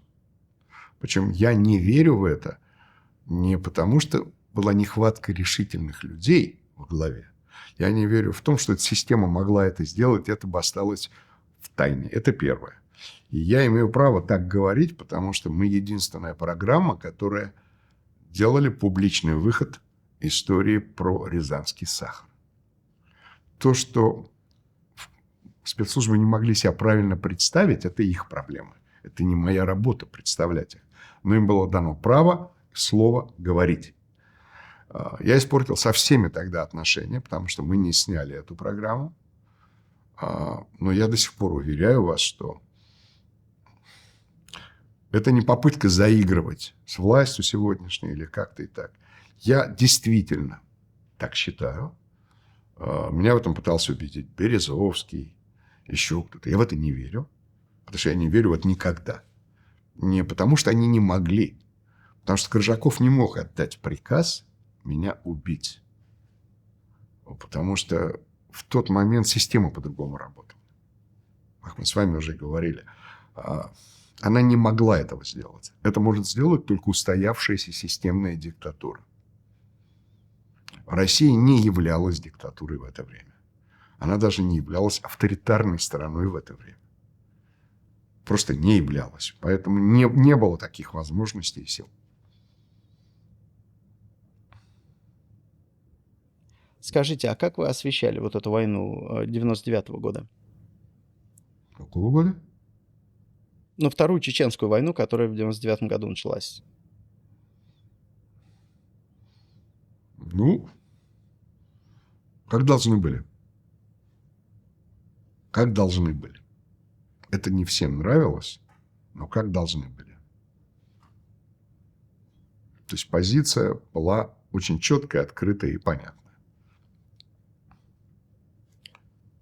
Я бы не хотел входить в детали, потому что это подходит к границе времени, о котором я не хочу говорить.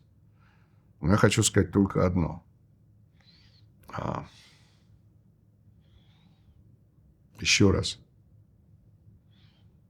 Я глубоко убежден в одном, что если бы Ельцин ввел военное положение в 1996 году, наверное, власть устоялась, административного ресурса хватало. Я думаю, что и Куликов, и огромное количество людей выполнили бы приказ. Я думаю, что просто не было бы России через какое-то время. Вот то, что я думаю. Потому что невозможно использовать войска и силу против своего народа всегда. Рано или поздно это кончится. И это не идеализм, это, в общем, понимание. Еще я хочу сказать, что тоже очень важно, что политика сегодняшняя по отношению к Чечне вообще-то родилась у Ельцина. Политика Хасавюртского мира. То есть в любом случае поддержка и попытка найти сильного лидера региона. Понятно, да? Я считаю, что это правильная политика на самом деле.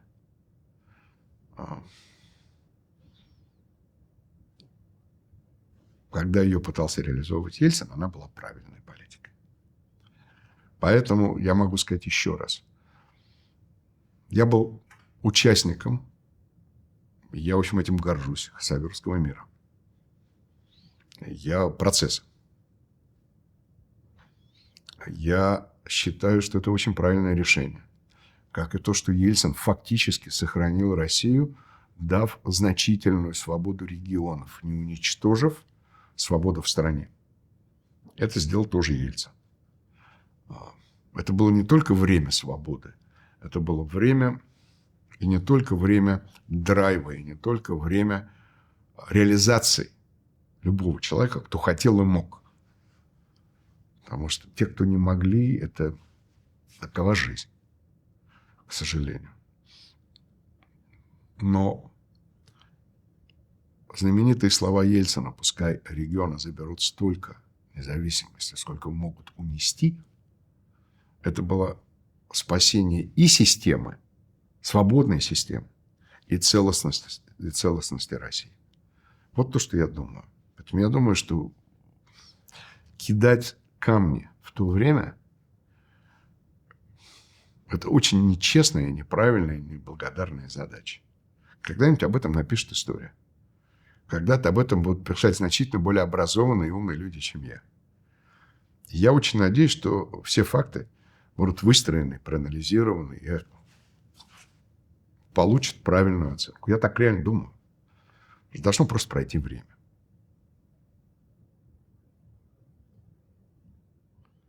Скажите, а вы считаете, роль Ельцина недооценена сейчас в России?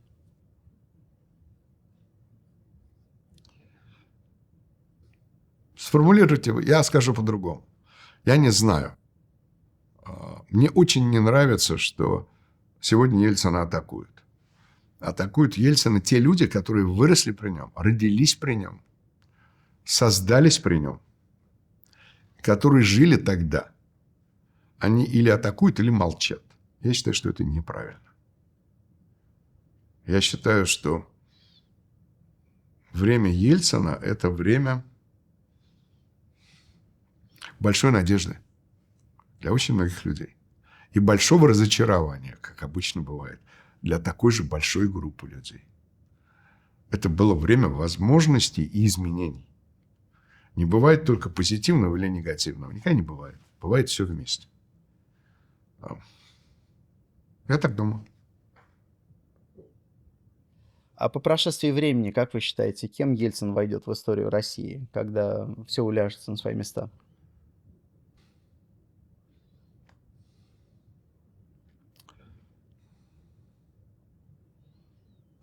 Если будет не политическая история, история, которая делается не для тактических нужд,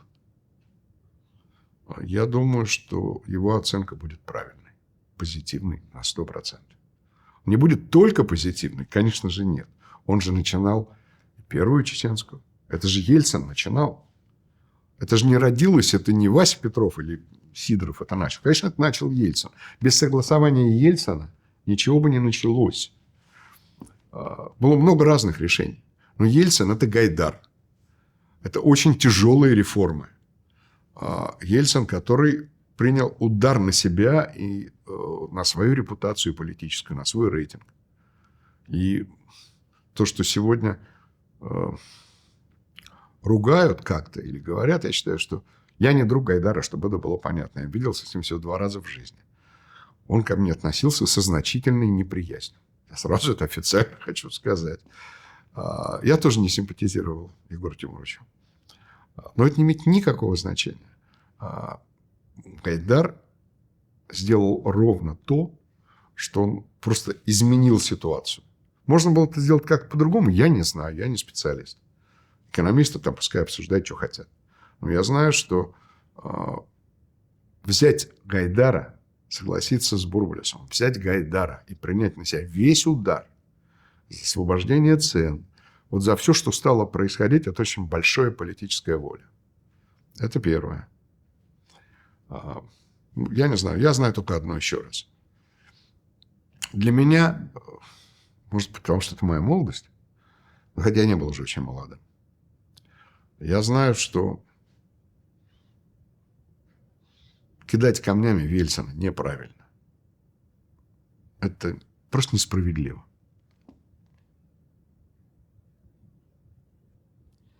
Владимир Александрович, давайте пока, я не знаю, сколько у нас осталось на карточке, Давайте. а давайте тогда мы вот в эту вашу игру поиграем с характеристиками людей. Давайте. Ну, я буду выдергивать... Давайте, ведите сами, как считаете правильно. Давайте я буду выдергивать тех, кто мне интересен, а вы уже решаете, хотите вы говорить про этого человека или нет. Да? Волошин, Я не буду комментировать. Валентин Юмашев, Мое отношение к Волошину очевидно, ясно, публично. Повторять его я его не хочу. Он меня тоже очень любит.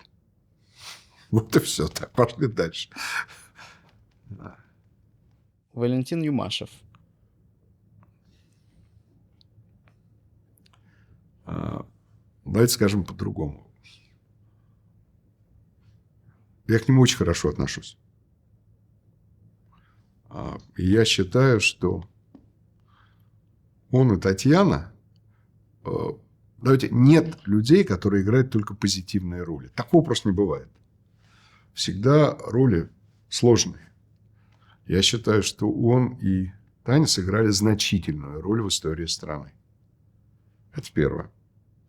Опять не мое право оценивать это или нет, но то, что, еще раз повторяю, то, что 96-й год, то, что не развалилась страна, то, что не началась война, все это заслуга Вали и Тани. А кидать камни, ну, давайте так. У нас были разные периоды отношений. Я бы так хотел сказать. Но я к нему очень хорошо отношусь. Так, это живот. Это важная принадлежность немолодого мужчины. Так. Я понял, хорошо. Вырежьте потом. Живот отрезать. Так. Кириенко,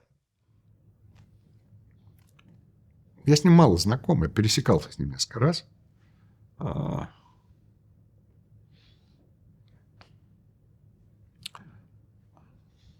меня нет особого мнения.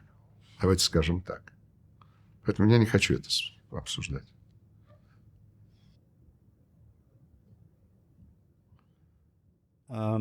Ну, давайте скажем Черномырдин, потому что, мне кажется, мы про него не сказали достаточно. Виктор Степанович.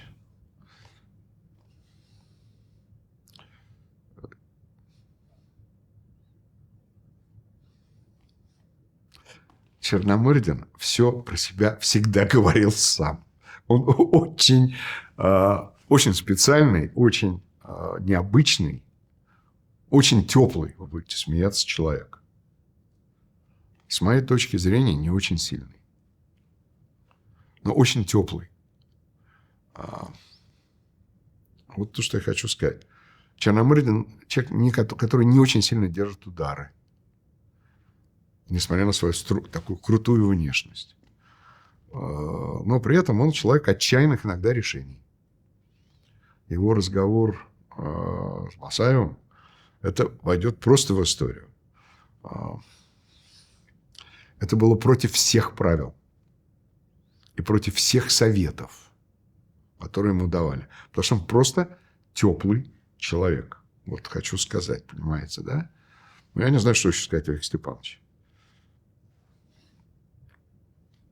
Я могу о нем сказать только хорошее. Чего больше? Михаил Горбачев.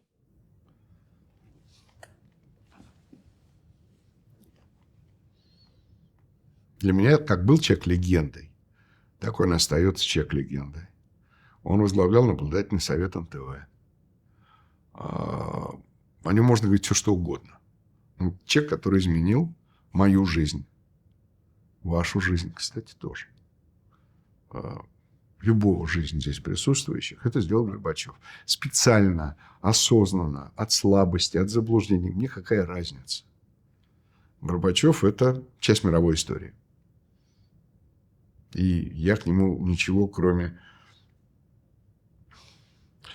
Как сказать? Ну, для меня какая-то такая, знаете, легендарная фигура, поэтому я даже не знаю, что еще сказать о Михаиле Сергеевиче. Я просто не знаю. А с Барсуковым вы были знакомы? Был. А кто такой Барсуков? Михаил Иванович Барсуков. Он лучше, чем Крыжаков. Значительно лучше. Вот я хочу вам так сказать. Вот. В нем иногда совесть просыпалась. Это я серьезно так говорю. Вот. Бывало и такое, будете смеяться. Вот. Всякое бывало. То есть мы с ним были на «ты». Я бы так это сформулировал. Вот Барсуков странный. А вот про Абрамовича мало кто вспоминает почему-то, как будто его не существовало в 90-е годы.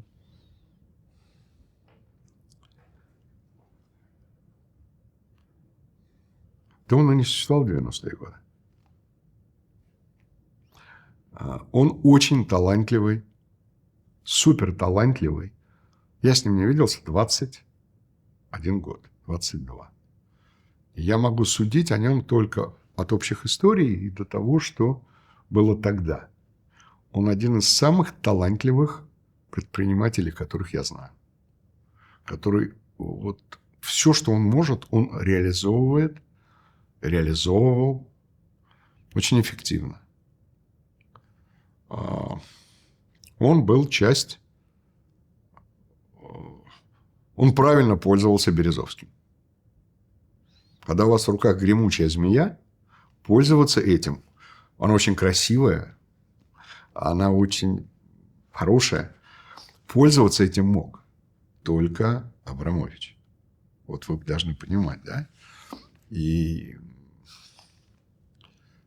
насколько я знаю, он по отношению к Березовскому вел себя порядочно. В прошлом.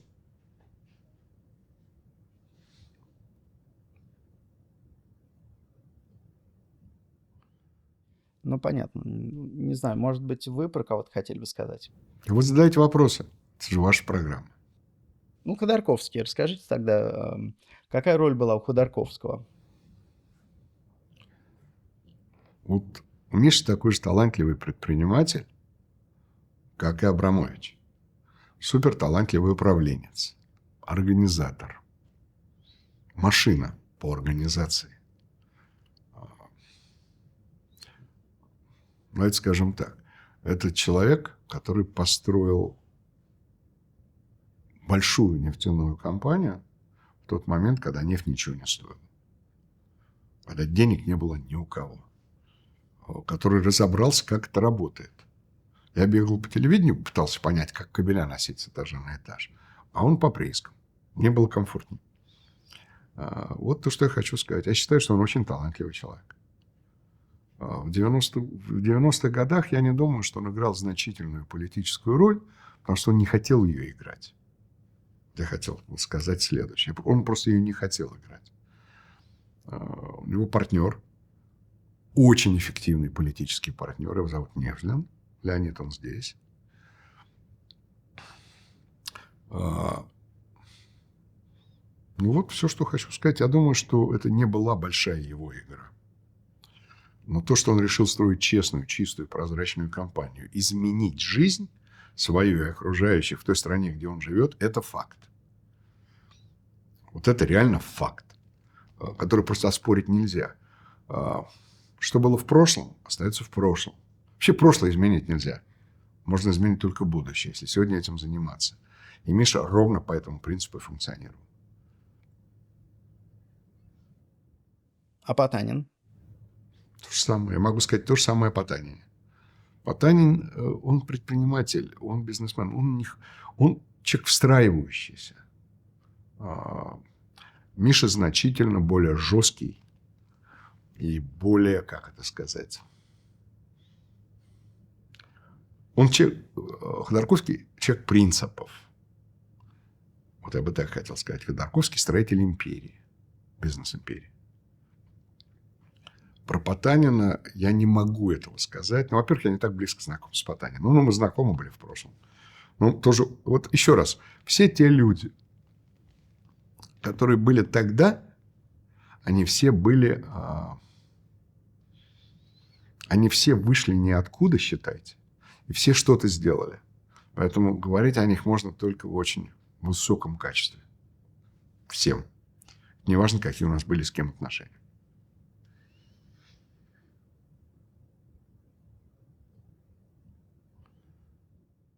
Альфред Кох? Я даже не буду комментировать. Пошли дальше. Моя позиция понятна. Так. Ну, не знаю. Константин Эрнст? Я его мало знал. Я думаю, что Добродеев самый талантливый телевизионщик и, прежде всего, информационный телевизионщик. То есть он... А Эрнст – другое телевидение, развлекательное телевидение. Один из самых, с моей точки зрения, талантливых людей по этому поводу. Он не мой друг, мягко скажем. Наверняка он меня тоже не любит. Но я говорю, как я думаю. Я думаю, что он просто один из самых талантливых людей, зрелищных, построение зрелища там.